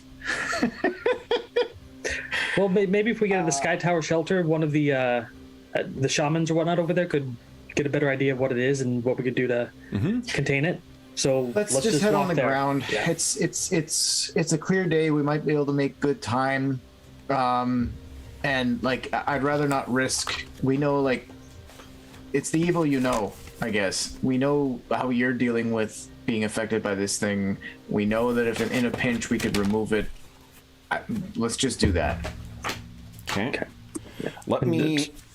It's quite toasty out here, if you ask me. I think we could potentially use one of the griffins to sort of sight, a good route as well. We could fly up Yeah, on one of them yeah, that's and something take you a two can route fly. out. Or Okay. So what we'll do is let's make a. So we may. Oh, we make our exhaustion check first. All right. So you guys all got a good night's sleep. Challenge level's 1. The weather's not bad today. So we had a good night's sleep. This is you haven't traveled. You rested today yesterday. So guys, it's a Constitution save for Falcarel. It's a 15. It's a 15 for Cola, and it's a 19 for Trin. Just made it. Trin, I think this is part of like in fiction. I think this makes sense for why you've been considered the runt of the tribe. But he has got rubbish constitution. Yeah, doesn't help there. Well, also, rolling a 3 doesn't help either. Oh no. So Trin is looking a little, rough for wear. You've already healed that one or resolved that one level of exhaustion, so you're just back at level 1 exhaustion again. So you two ride your griffins on the ground, and we'll go. So the Ride them like horses. Why not? Well, they have a 30. Honestly, the Griffins, I was checking the Griffins' land movement. I think it's the same, because they're not really land animals. They don't move fast like a horse. Well, I'm just thinking they're faster than Cola, though. They are faster than Cola, yeah. So if he's on there, they would move it's 30 on the ground. That's fair. Yeah, I mean, they can just stroll. Think of it as bonding time with your mount. I was going to say I'm happy to fly, a bit further up so I can rest as well and just like scout it out and try and make sure we're going in the right direction. And So let's check on review. getting lost. All right, so you got a ranger, and I take it, Falco, you're the one who's going to be taking point here. Yeah. Yeah. Unless What is Trin flies your- down and What's your what do you call it? Your wisdom bonus. +2. +2. Okay, awesome. So +9 to the roll. And where is it here? What I'm going to do is next time I'm in the office, I'm going to grab the little like tabs, sticky tabs, and I'm going to tab some shit in here. Okay, so getting lost is mountainous, and I'll give you +2 from your griffins being familiar with where you're going. Weather's no problems. There's no obstacles. One of the upsides is that there's very little things. There's not like a forest or whatnot that's making it difficult to navigate. So, so difficulty 16. You have +9 to this. All right. Then, you will be moving 16 miles today. But that is in mountainous, so that'll be 25% of the... Oh, it's hilly, I think. So half your movement. You'll be moving 8 miles today, guys. Okay. So you actually might be able to make it to... Oh, until you get rich. Once you reach the peak, you're moving at 10% as you're moving uphill. So you'll be moving at 1 mile once you get there. So it'll take you about half of your day's travel to get to there. And then a little less than that, and then it'll drop precipitously down to about half a mile. So you might be able to make it to Sky Tower Shelter by evening. Are there rules for hustling? Yep, they're in the thing. But hustling, what it does, you may not like this. Hustling, you can increase your rate of speed by increments of 10% for your base speed. Each 10% that you increase inflicts a... Let's see here, where is it?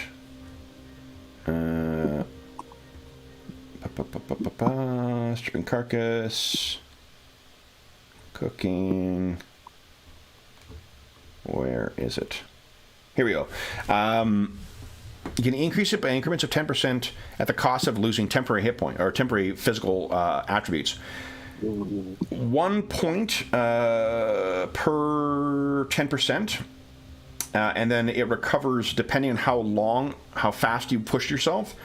It takes longer to recover. So, like, if you're increasing it by 20%, it's 2 hours, and then 20% extra of sleep, and then you recover. It recovers 2 hours of rest in addition to your normal rest. That restores the 2 points. If you do 50%, it takes you 10 hours to recover those 5 points. Oof. Well, I don't think we're in a rush at the moment, so let's go normal speed. The weather's good, and Falcro feels like he's navigating in the correct direction. So, okay. So the day's travel, in contrast to being locked up in that that cave for so damn long. The trip is actually pretty uneventful. Now, is Cola, do you wish to... I'm assuming one of you is going to be keeping watch so you're not kept by surprise. Falcrel is navigating, so Trin will be keeping watch. Falcrel's navigating. Cola, do you wish to collect herbs while you're traveling? Yeah. I mean, acknowledging that me venturing off the path in any way will slow us down. It doesn't. What it is, the difficulty is higher for you if you're keeping an eye out for the stuff. So you can always. Oh, okay. So they compensate. So they measure it out. But okay. So it won't slow us down, but it'll be more difficult to find. So that's fine. Okay. So common herbs will be against a 4. So if you want to look for the same thing, say, that's a difficulty of 4. I'll look for common, but let's see. Maybe I'll look for something different this time. Okay. Other common are black whorehound, which can make that anti-poison poultice, and viper's tongue. Maybe some viper's tongue. Sure. Because it'd be nice to be able to make a poultice. Because like that 1d4 points of damage isn't much, but that's the difference between a death save and a dying and not. Yep. Yep. So having a couple of those handy would be good. Sure. Go ahead and give us a intelligence check against, for you, the difficulty will be 18. Nice. Whoa. And I think you only find one while traveling. Yeah, one source. So you're able to find. So the downside is you don't find as much, and it's harder to find. So in the course of your day, you find one dose of Viper's Tongue. Still cool. Trin, while you're keeping watch, I guess you could also forage, which would give you make an intelligence check against challenge level 3 to collect 2d to potential meals. grabbing shit that might be, you have to look it over, but because of your survival thing, I'll let you make that roll. Yeah. So easy peasy, yeah. So give us a 2d4 roll, or I'm sorry, 2d2. I'll do 2d4 and half it. Okay. Yeah, so both ones. Okay, so that is 2. So you find 2 potential meals. You'll need to spend some time testing it for safety and whatnot, but yeah, great. Guys, I don't know how to tell you, but the trip to the base of Sky Tower Shelter, completely uneventful. You will be passing across the river, so you have a chance to refill your canteens if you want to. I duck my head into the water and just gulp. Okay. Now, the thing is, if you do not treat the water, there is a chance of infection. There's a chance of parasites. Do you have any spells to purify food and water, or are you just drinking fresh from it? That's a good idea. I don't have any on me, so we probably have to boil it if we want to treat it. There's different ways of purifying. Boiling is just the fastest, or the simplest, I should say. You can also have a still. Now I'm going to risk it. I'm drinking water. Okay. Let me see. Anybody else just risking it? I'm going to wait till we eat tonight. Okay. Purify it. So. Yeah. Okay. All right. Then are you filling up your canteens as well, Falcarol? Yes. Okay. All right. Then it is the afternoon. I assume my water skins grew with me when I got enlarged, so they still. If they were on you, then yes. Yeah. Both of them were on you. When I picked it up, I had my full traveling gear on me, right? Because we were down in the caves. Well, what did you leave on the griffins? Is whatever you left. Not my water skins, because if we spent days down there, I needed them. Well, I don't think you knew that you were going to necessarily spend days on there, so I'll leave it to you to decide whether he would have. I think it's reasonable for him to have brought both down, but... Or at least one of them. So yeah. We'll say one. Okay. So all it means is that one of the water skins will hold 2 gallons, as opposed to 1 gallon. So then, the ascent to Sky Tower Shelter, I think I'll ask you guys, I'll modify your exhaustion check for tomorrow with the degree of difficulty making your way up, but I have good news. You reach Sky Tower Shelter without any other incident. So, you arrive at Sky Tower Shelter at about 4 or 5 o'clock, so it's before nightfall. Scouts are the first ones to spy you guys as you're making your way up. And I am the not Goliath... a frost giant. Sorry? I am not a frost giant. Don't shoot me. Yeah, they see the griffins really first, so they assume that you guys are, with them. And you guys are brought into. Let me move you guys over to Sky Tower Shelters token or map. Where is it here? Here we go. All right. And I think we can get rid of these tokens. Boom. Boom. That's a griffin. Get rid of you. Get rid of you. Is that everyone? Get rid of you. Get rid of you. Get rid of you. Okay, I think that's everybody. Oh, you guys are so huge.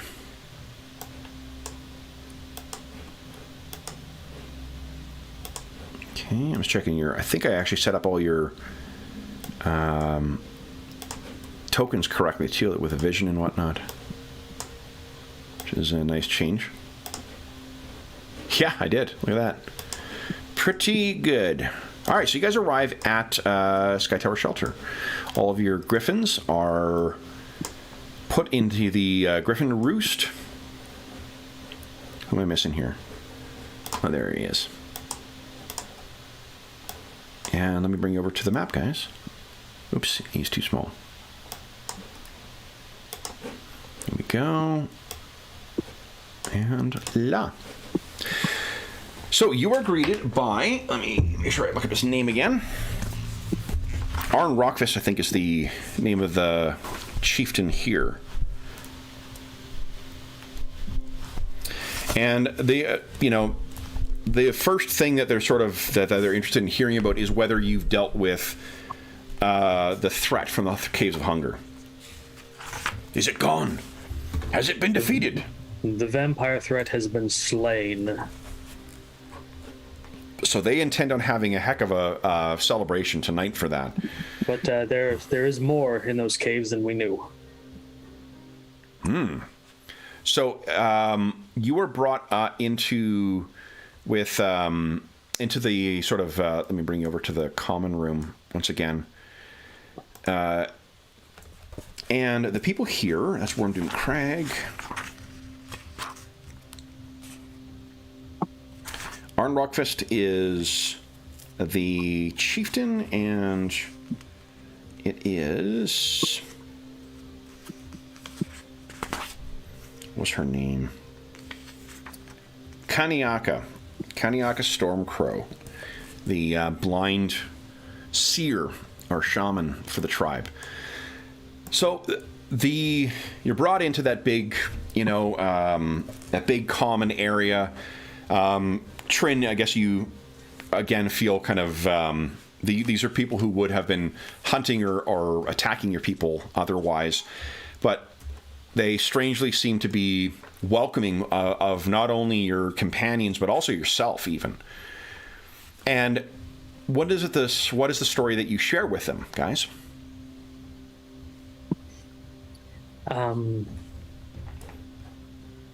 Falk will tell them about the fireworms that slumber beneath, carving passages in the ice, that there are Dwargar that roam the lower parts, a city that slumbers deep beneath the ice. But those are minor things. There is a being down there that is ancient and attempts to seek your mind and send you into despair. There is... The Hungerer, says Kaniaka. Yes, there's a being trapped in the ice that whispers in your ear. And those are the worst. But there is one ray of light below. There is a dryad that slumbers in a grove of trees that is an ally to those who come bearing not fire or sharpened blades. Kaniaka will ask of you, Trin, the enemy of your people, the spawn of Tekeli Lee. It has been destroyed? I believe so. We hunted down all the ones that we could find. The cackling in the caves was silent when we left. There was no more of these foul creatures that could be found. She kind of looks, and everyone's sort of nodding at the circle around. Good. Then the Chief Rockfist, sort of, he's been sitting back, arms crossed. He was a prick when you guys met him the first time.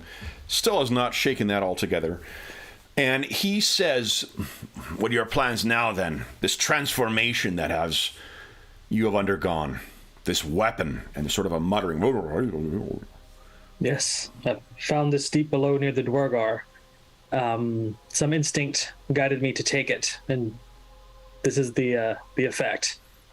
We know it is cursed, for a spell removed it, but I thought... And you have brought this curse upon our people. Oh, there's been a muttering in the crowd. Do not touch it, you should be fine. However, the intent was not to leave it for the Dwargar or others to possess, but to perhaps bring it as a peace offering to giants, to either have them stay out of the way or to make allies of them.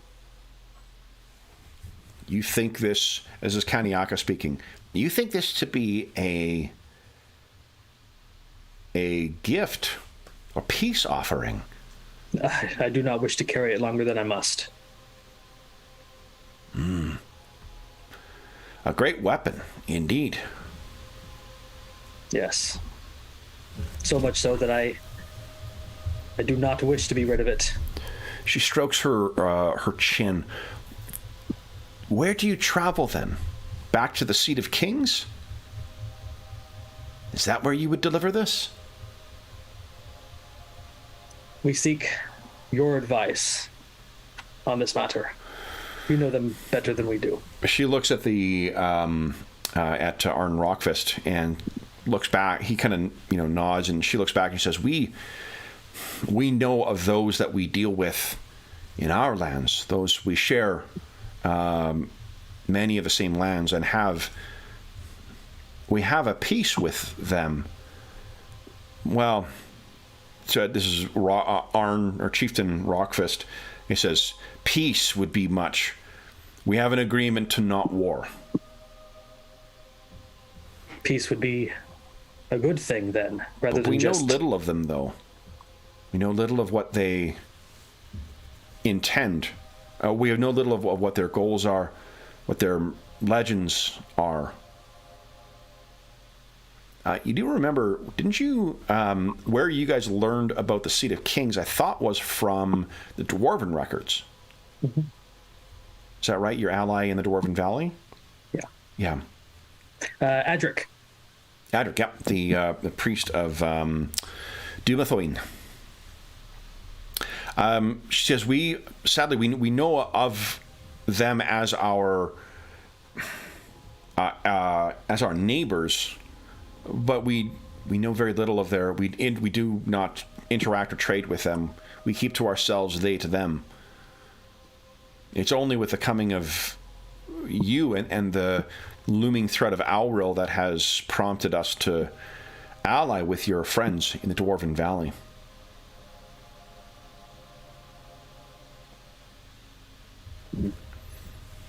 I'm sorry we could not be of more help. If this could bring them, this weapon could convince them to free. What of the island that you traveled to? That island has many dangers, one of which is frost giants. Is it not frost giants you seek out? Not all frost giants are the same. I see. That has been our experience as well. Then where will you go now? And you, Trin Stainpaw, will you return to your people? I fear I won't be welcome back there. I left under, my own decision. It was not the decision of the chief of my clan, so I will probably not be welcome there. And I owe my life to these companions that I now travel with. And your quest to rid the caves of their last vestige has ensured that the threat will not rise against Sky Tower Shelter or Wormdoom Crag. So wherever you find yourself, wherever you choose to find your fate, you will always have a place of welcome with the Akhenathi. That's their clan. Mm. And there's sort of a nodding amongst them, like, yep. Yeah, he sort of nods and sort of bows slightly to acknowledge that. So where to then? And that you cannot travel by griffin at the size you are. No. And then he kind of like holds out the sphere a little bit, just, not too far from him, and says, I wish to know more about this thing. For when we removed the curse, it grew a size again while I shrank. Carrying this must be done by foot, or if we can make something the griffins could carry while we fly, that would be preferable. Presumably you slept, without like cradling the thing. Like, that you can set it down. It won't, it won't change. It's only when the curse is broken. Yeah. Or whatever the enchantment is. We're calling it a curse, but whatever the enchantment is that has transformed you. So he wants to know more about it, if they possess that ability, and if he... They don't. There's no further insight they can offer on this, okay. But perhaps... They know a way of safely bundling it and carrying it so we could fly with it on the griffins? We don't know what it is. Do you have any insight into this? No, I would. Have you Likely consulted your gods? This is the first opportunity of safe rest and study we have. Well, I mean, you know, there are 2 clerics that we have here, 2 priests. We could both independently seek out our own guidance from our gods and see if we can divine something, some knowledge. I mean, Falco, we also haven't like identified it yet. Like, we could just straight up try identifying. I don't know if that spell exists in this game. Yeah, you would both know that the cursed item is it won't reveal the natures of the curse with an identify spell.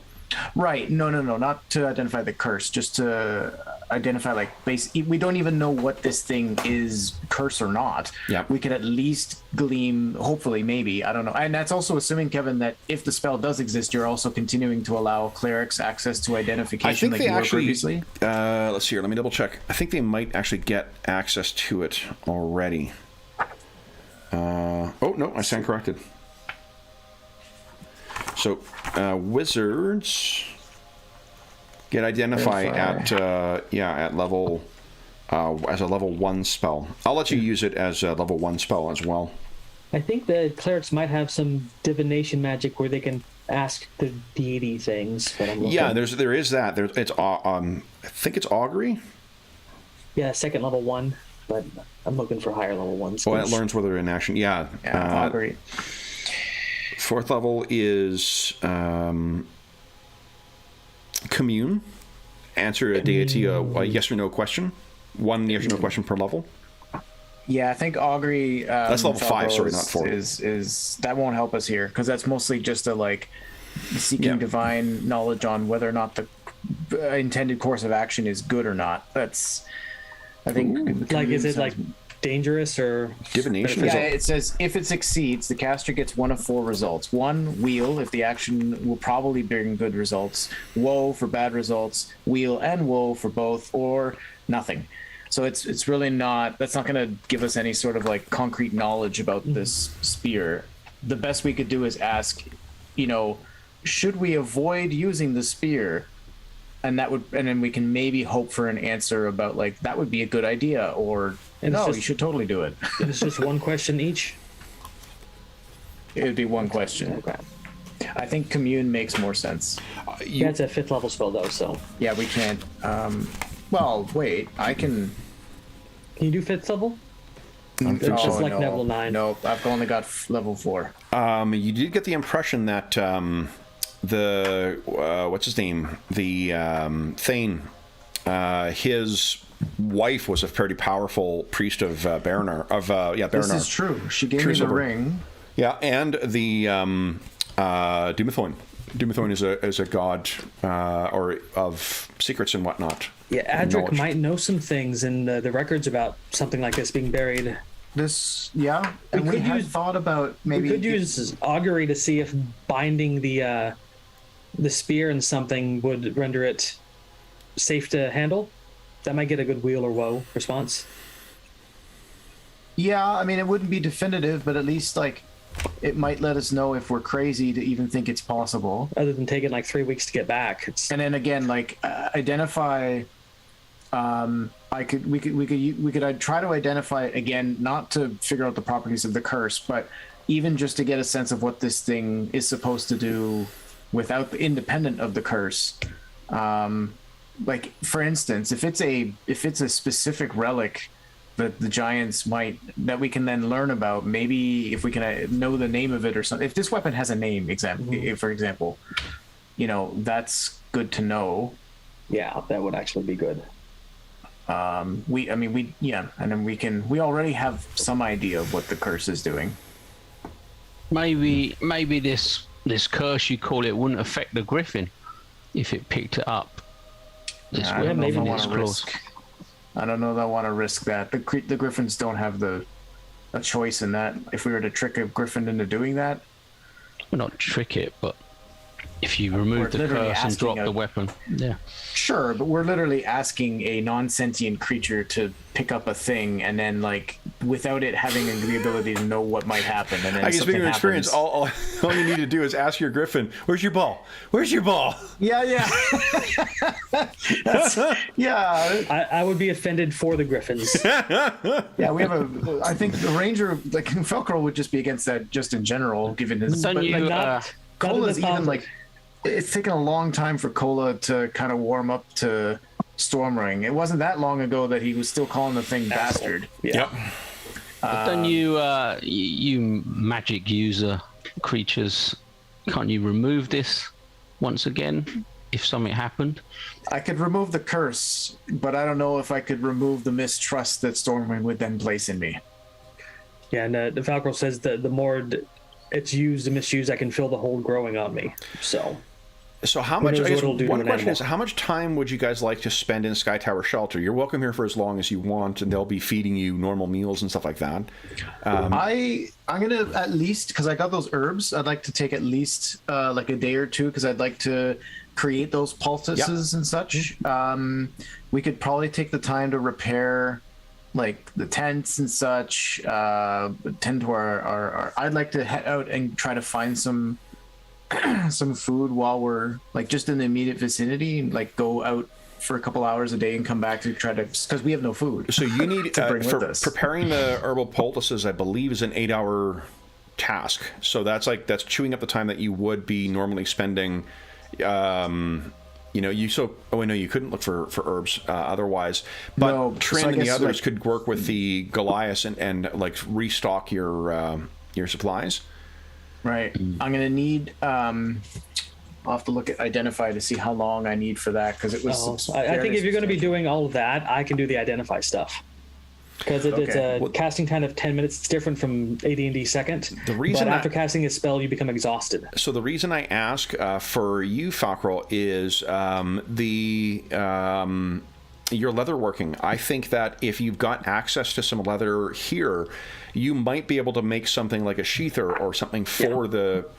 You maybe think of this already, but like to craft something like that now that you've got access to leatherworking supplies and a warm environment to work in. Yeah. It would take you a day or so to make something like that, but I'd have to remember how big the thing is once it's fully grown, or would it grow with it if it was... yeah. I'm just going to make one big enough to hold it while it's not my grasp. Yeah, but if it's a sheath that you're wearing across, you have it equipped, and we've already established that. No, things this that would be are like on a your person- transporting thing is what I'm talking about, not... Yeah. Oh, like a sling to Yeah. hold it so the griffins could carry it. Yeah. Because when the curse is broken, I shrink and everything with me does, but the thing grows. The thing is like a large size two-handed thing when it's bigger than that. But then when I grab it, it shrinks to be large. we would have to basically remove the curse first, so that you're making a device that can actually carry the thing at full size, because we don't know how big it is at full size. Yeah. Does it actually grow, or do you just return to normal size so it looks twice the size? No, it literally grows. It was like 3 times bigger than me when I grabbed it. Yeah, Falcro was quite big when he grew to 12 feet, but frost giants are like 25. And I remember that when we first entered that room, that it was stuck, the sword in the stone kind of like room, and like that spear was not that big when he first touched it. It was it was huge. Yeah. It was like sticking half out of the ground, but it was like this big around with the shaft. Oh, Yeah, it was just sticking out like super spear kind of thing out of the ground. okay. So I think we're up to at least a few days then already, because Okay. I'm going to need a day for the herbs, and you'll do the same day you can do the identifying So the things. We'll need a poultices- separate day for hunting. Remember, it's 1d4 minus 1 days per thing you're going to try and create. Both those are basic recipes. So it's 1d4 minus 1 for one of the I can't remember which 2 things you were making. So I've got Aaron's Rod. I have 4 doses of Aaron's Rod and 1 dose of Viper's Tongue. I'll probably try to 2 make different things. Right. What did I'll you try want to make with the Aaron's one Rod? thing of I'm going to do one poultice of Viper's Tongue, Okay. and then the Aaron's Rod is a bit more versatile, so I'll have to make a decision here. Because I can make a stew, or I can make a healing tincture, Let's see what. or You still got that ring that get charges on dining with people, right? it's Yes, so usually you new would get a friends. charge back for today. Well, I was thinking if he used the herb that he got to make a stew as kind of like a celebration thing, that might be a good use of one of them. You'll get, with the good meal with friends around a hearth, you're going to get a charge back for today for sure. Okay. I should actually transfer that note to the character sheet so that I can update the. Yeah, I think you get rings. depending. Let's see here. So the Viper's Tongue, poultice. What you'd make is, let's see here.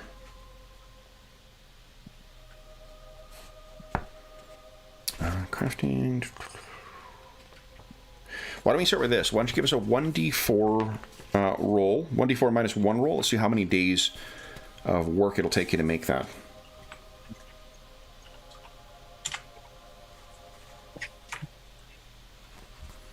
Only a day. That's pretty awesome. So it'll be 1 day to create that stuff. And let's see here. I'm trying to remind myself how many. So I have 1 Viper's Tongue poultice then. Well, no. You wait, I'm actually rolling. You actually make more than 1 when you craft. You use up your supplies, but you make more than 1 dose with it. It's random. Oh, okay. Sorry. So one like herb of Viper's Tongue can get me multiple poultices. Exactly. Like you Okay. it's a random thing. Oh, and I need a herbalism check from you too, please. The difficulty of this is going to be, so that'll be an intelligence check. It's basic, which means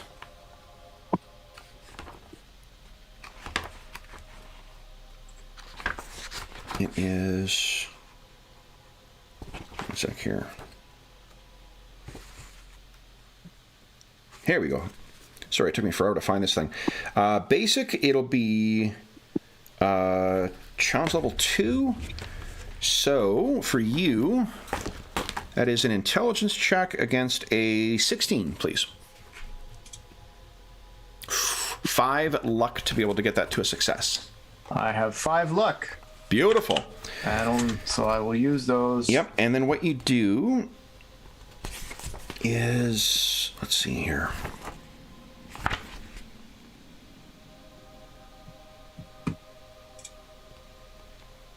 Create. I knew first a tiny book. It's a pain in the ass trying to find the one reference I'm looking for. And I'm looking in what do you call that? Adtherp's Natural Materials book. Okay. You make.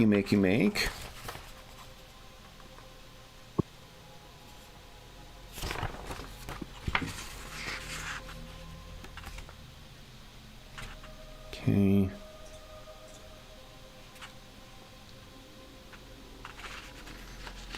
Oh, gosh, I'm sure I read this.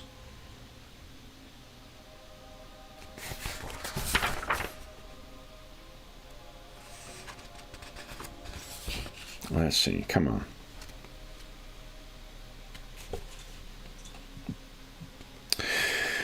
All right, I am sure I'll find it as soon as I stop looking. Oh, it's okay. We can. Oh, you know what? Is it in the... Oh, no, it's not in the thing there. Shit. Why don't you give us a... Let's see here.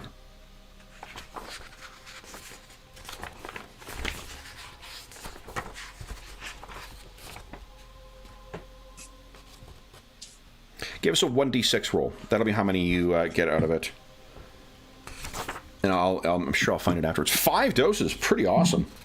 Jeez. And that's the Viper's Tongue. That's 5 doses of Viper's Tongue, yeah. Okay. And then in that day, Falco, you were going to... Was there any spells that you were intending on casting? Yes. Identify. This is going to be the very next day, right? Yep. No, it's the next day is when Cole will be working on that. Okay. Then the next day I'll have to work on the Aaron's rod. Well, not the Aaron. The next. The Aaron rod for whatever you're making. I think that the best way for me to go about this to make sure that I can make a sheath that fits it in this thing is to remove this curse on myself. Okay. And then study it without grabbing it again with identify. Okay. So I'll do remove curse and then 3 identifies to see how much information I can get from it. Okay. And that's going to take me the whole day because I'm going to have to rest for an hour after each casting to get my constitution back. Oof. Okay. So, and sorry, you're casting identify? I'm going to cast remove curse on myself to get it off of me. Okay. And then identify on it. So then what I need from you is, could you give us a wisdom check against a difficulty of 20? Jeez. Now, you can't remember, you've got some uses of your hero points that you could make. Do you know what? I'm just going to spend 2 to make the roll. I think you only need 1 to roll a nat 20. I thought it was 2 to automatically succeed. No, 1 is a nat 20.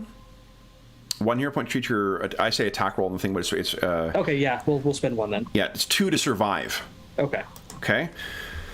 So then, Because I imagine he's going to be spending time praying to Solinar when he's getting these prepared to get himself in the right mindset to reject this spear. Perfect. So then, if you shrink back down, if you could adjust your hit points to 60. 60 is your maximum now. Yep, I recorded all of that just in case. Awesome. Okay, great. So you succeed, and once again, the spear grows to the same size as if it could easily be wielded by it seems more like a fallen tree than a weapon of war. Okay. But yeah. That was successful, and you can feel the warmth of the cave is actually. You realize you've been feeling a bit feverish since you've been in here with the burning fire and the warm conditions. Now it feels more comfortable than it does, when you were afflicted by that spell. Nice. Okay. And then identify. Okay. Quiet, you. My cat is noisy. She's filling in for Anna today. Anna's been very quiet. Okay, it says the most basic functions are revealed first, including how to activate it and how many charges remain for a weapon, be modified to attack and damage. So what you would know is what's on your character sheet. +3, okay. It's a +3 spear, and it has reach, but you can't. It doesn't reveal the curse. You just are aware of that. And it says multiple casting the spell may be cast at the same time, taking 10 minutes per spell. After casting it, I become exhausted. So I get more information the more spells I cast on it. Yeah. So after a second use of it, you realize there's nothing further you can gain from the casting of that spell. And then I'd like to do an augury then. Okay. To determine if it would be weal or woe to bind this thing up and carry it with me. Okay, so your question to Solinar is what?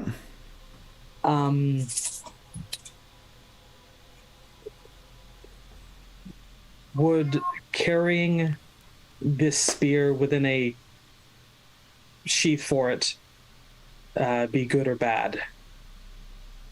Okay, and how are do you set down maybe you stick one arrow in the ground and you balance a second one on it and it'll turn one direction either towards you or away from you? Yeah, that kind of like a balanced on the top and is like a compass. Yeah, okay.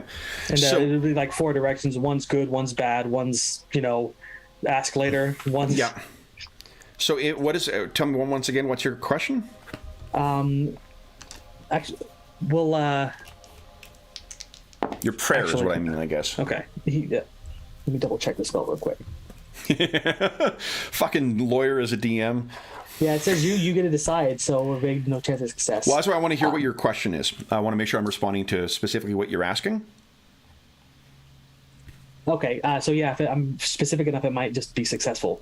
Okay. So will containing the spear within the leather thing that I'm going to create for it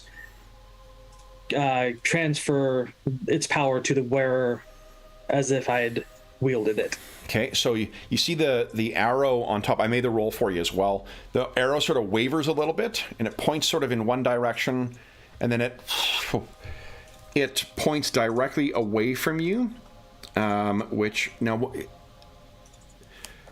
the way you've asked your question, if I say yes or no, will that give you enough information to do that, to get a meaningful answer? Just I asked it from a day job. Like, one of the things that if you ask a question where it's like, wait, am I saying yes, I agree with you, or no, I don't?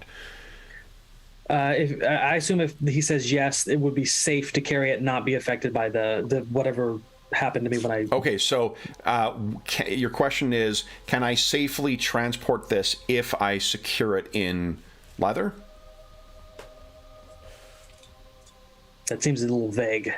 He asked specifically If it would affect me as though I was wielding it. Yeah. If you secured it in leather?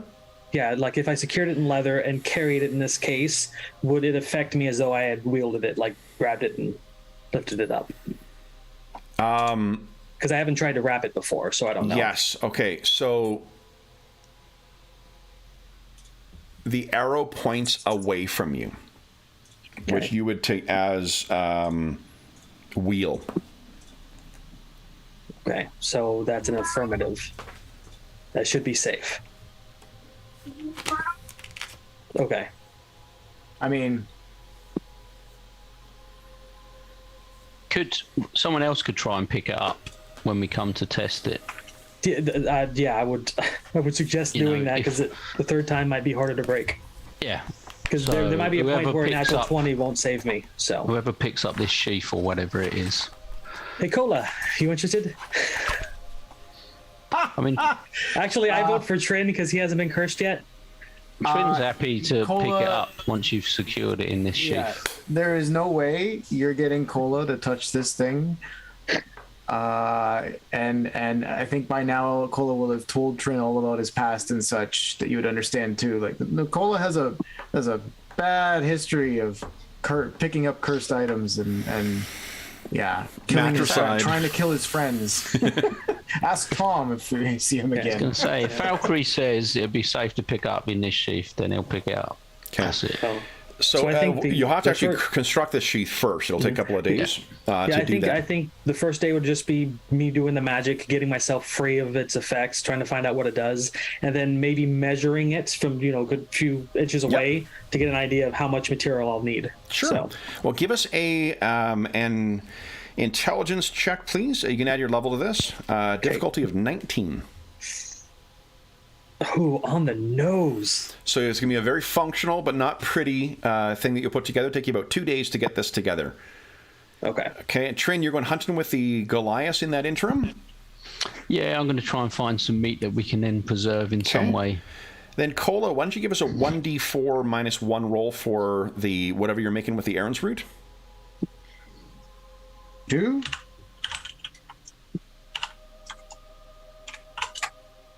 Nice, only 1 day as well. Wow. Pretty great. Then give us an intelligence roll. What is it you're crafting, I should say? Yeah, I realized it's a bit repetitive, but there's the sleep aid, but there's a drawback to the sleeping aid. Yep. There's also another healing tincture that would do 1d4 plus 2. And gives you the and poison. give +1 to poison saves. Sure. So I think that could be good. We'll avoid the soup Okay. for now. I'll try Yeah, to do so that. go ahead and give us a... that'll be 17 I'm looking for. Yeah, same thing, 17.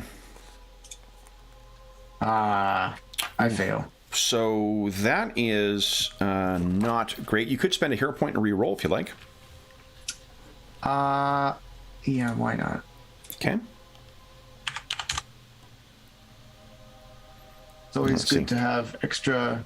Oh, So 4 you're off. 4 off. How much luck is going? Looks like you guys have 4 luck altogether. I will give you my other 2.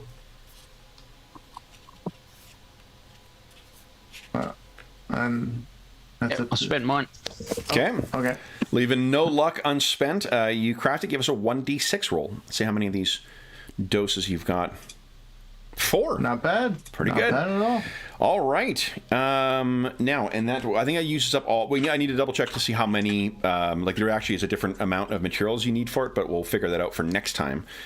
So you use up all your materials you've collected so far, but made some pretty useful components. Trin, what do you intend on doing? What kind of what kind of prep meat are you thinking of getting ready? So like smoked is good for a week, and if you're smoking it, it also gives +2 to exhaustion checks because of its bold flavor. Yeah, anything that helps with exhaustion, saving throws. Like if you have 3 months to kill, fermented meals they take 3 months to prep, but they're good for a year, and they grant +5 to exhaustion saves. Yeah, I think that's pushing it out a little bit. Too much Salted the meat, hospitality. it lasts for 3 months. So the only thing is with the smoked meat is it only lasts for 1 week. Salted meat lasts. That lasts for 3 months, but it increases your water need by 1.5. Okay, but how long does it take to sort of Salted is 12 hours. All right, so that is possible. But I think the only one you couldn't, the fermented you couldn't do, and the pickled you likely couldn't do. If Valkyrie will be back to his normal size, so the water content won't be quite so. Oh, you could dry it as well too, like jerky. Dry takes 12 hours in a dry environment away from moisture, but it's good for 3 months then. Oh, maybe that's a good option. Okay. Yeah. Yep. Some jerky. Okay. So you'll have that. That will be effectively equivalent to iron rations, though. So that will be have the same effect if you eat that day in, day out. There's only so much jerky. If you can't get stuff on the fly, then it's a backup, isn't it? Absolutely, yeah. And you prepare as much of that as you want, as you're able to carry. We'll take a look at, if we don't between now and next session, then the start of next session, we'll just go through and make sure everyone's encumbrance value is sorted out. And I've got rules for what the mounts can carry as well, too. So we can sort all that stuff out. I'm assuming you're offloading all of your, the 5 antlers. Yes. Okay. Yeah. Let me tell you what you get for that. You actually get some cash, or at least cash and trade. Ready. So.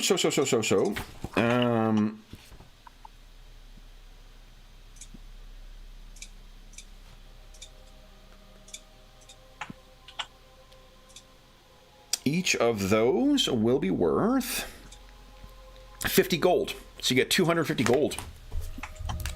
Can I try and barter that up at all? You absolutely can. What's your... I got your character sheet right here. So these guys, I'm assuming, let's set it at a difficulty of 2. It's charisma, appraisal, and bartering. Successful allows you to increase 10% of the yield, yeah. So give us a charisma check. You get to add your level to this, DC 16. What does Trin say to convince him to part with more? This is a great risk to our lives to retrieve these, and he'll show from some of the scars from the beak marks and stuff. Yeah. It must be worth more So to not have to risk such. Yep. Nice. Trin chalks up to 275 gold, which actually is more XP for you guys too. So, not puppy dog eyes, but no puppy eyes. And the I still need to roll for my making that leather thing, right? yes, you do. Yep. So this is going to be, I think. Oh no, you rolled that. That was at 19. That was your intelligence check. Oh, okay. So I did make it. Okay. Yeah. You've crafted that successfully. So and that'll 2 days. That leaves you like 1 free day, I suppose. And so if you're planning on leaving right away, I'll let you add 3 charges to the Ring of Baronar. Because it's been 3 nights of relaxing with everybody. Everyone's exhaustion levels will be gone. Everyone can prep their spells up. And then what you... basically, out of the Adventurer's Backpack, the Mountaineer's Pack, you can assume that if you want that, that's what has been given to you. You can feel free to leave behind any of the supplies from that, but at a baseline, you are offered a mountain backpack, that you can bring, and then we can figure out whether you want to carry more crap or if there's other stuff you want to get from them.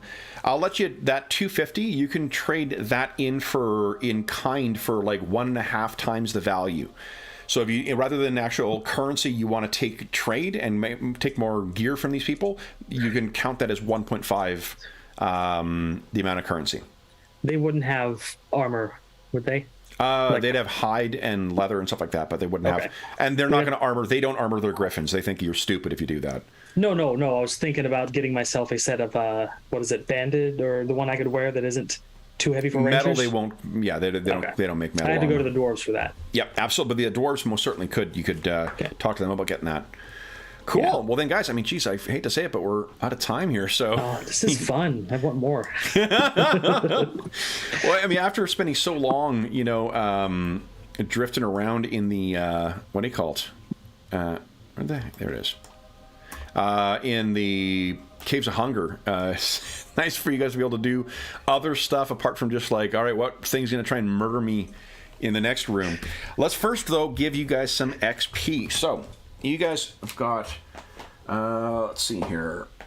So one of the neat ways that this differs, there is no class-based XP, but goal-based XP is something you earn individually, just like class-based XP in the old game. So let's see here, experience. We're doing gold for, or XP for gold, so you're getting that, the 275. I've got the XP from the Peritons. Everyone gets a hero point back, by the way. Mm-hmm. I think, that didn't transfer over from the last thing. I think that's okay. I'm setting my stuff down. There we go. Oh, are you? Okay, great. Yeah. So, and everyone's already exhausted. So I believe that puts Trin and Cola at 2 hero points. And Falcor, did you spend one this round? I did spend one, but I got one back. So we got. I was at 2, and then I spent one to make my check, and then you said we just got one. Okay, perfect. Yeah, exactly. So you're all at 2 again. All right. You are also you have successfully cleared out the cave. Everyone gets 250 XP for that. Also, returning back and telling give yourselves 500 for that, guys, because you have successfully completed that whole arc of the or that whole quest, and then you guys are also earning, divided by 3, an extra 392 in XP. Nice. For today. So, good stuff. Okay. 892. Trin, you're the only one who's, I think, going to be inching towards Ding-a-Lang. What's your next? No, I just went up, though. Oh, okay. Well, that's Lex. Okay. Yeah. Where's Trin's next? I need to go through and get a level breakdown of what experience I need because I'm multi-class, so I don't have to keep I can give that to you. I'll do that actually right 48. after the session. I had intended on filling it out in your character sheets. So Trin, you currently have 23,377 before today's session, and 48,001 is your next level. Okay, so you do have a ways to go. Ranger is. Yeah, and it's your ranger at level, your 9 level ranger plus level 9 for cleric plus the premium for having 2 classes. Yeah. So, all right, and ditto for what do you call it? Ditto for the for Cole. Oh no, Cole, you're single class, aren't you? Yeah. Yep. Yeah, so you only need. It's a huge discount for you. Cola for level. You're at level 7 or 8 right now. I'm at level 7 with 118,300. So 140,001. That's your next level. Yeah, I'm at 310,524, and I need 57,50,02. So I need to almost double my experience. Yeah, it's a ways off. All right. So then, for those listening at home, thank you so much for joining us for our first session of Castles and Crusades with in our Legacy of the Crystal Shard campaign and session 87 of the overall campaign. Not long, guys. Before the end of year, we should be hitting session 100 in this campaign. Nice. Yeah.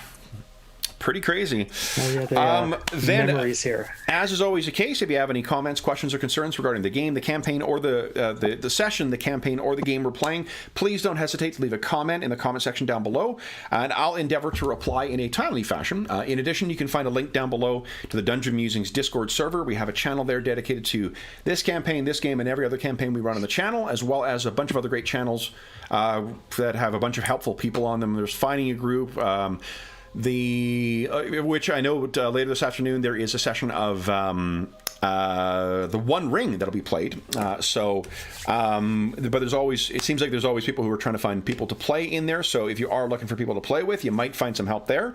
There's also a convention chat channel that deals with people who are or the information about in-person and virtual conventions. There's just a great community over there, and you are more than welcome to join us over there.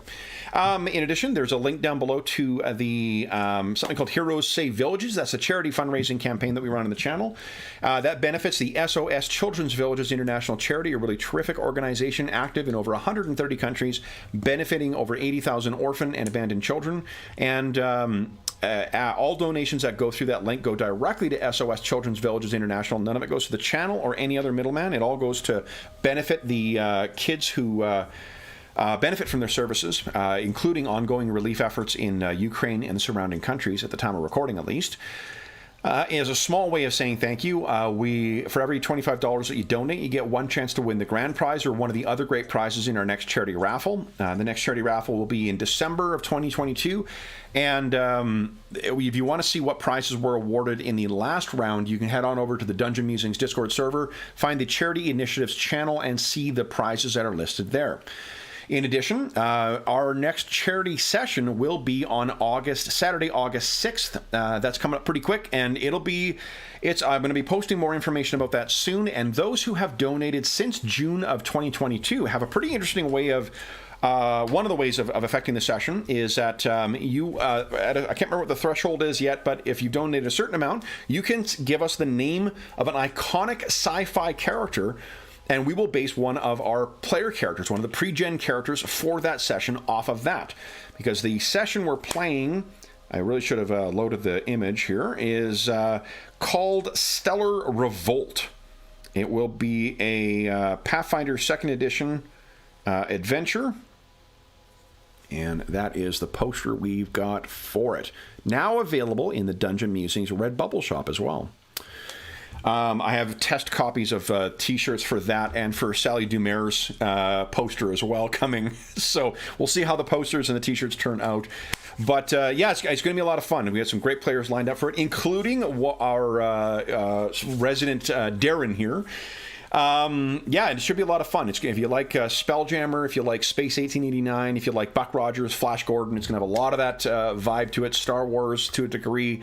Should be a fun session, and should be a fun way for the donors to not only to select the characters, to also have some effect on what's going to be happening in the session. The last thing I'll say, because we're way over time, is a huge thank you to our stalwart players. So John, Darren, Andrew, thank you so much for diving in and doing such a great job with. We got a chance to see some fighting, some survival stuff, some non-stuff. We got a real good sampling of a lot of what Castles and Crusades will have to offer going forward. So thanks, guys. And 2 fumbles almost. Yeah, 2 fumbles. For those listening at home, we'll be back in the Icewind Dale in 2 weeks' time. Until then, we hope that we gave you a few hours to take your mind off the troubles of our world and think about the troubles that our stalwart heroes in the Icewind Dale encounter on a seemingly daily basis. And until we see you again, stay safe, stay healthy, and happy gaming.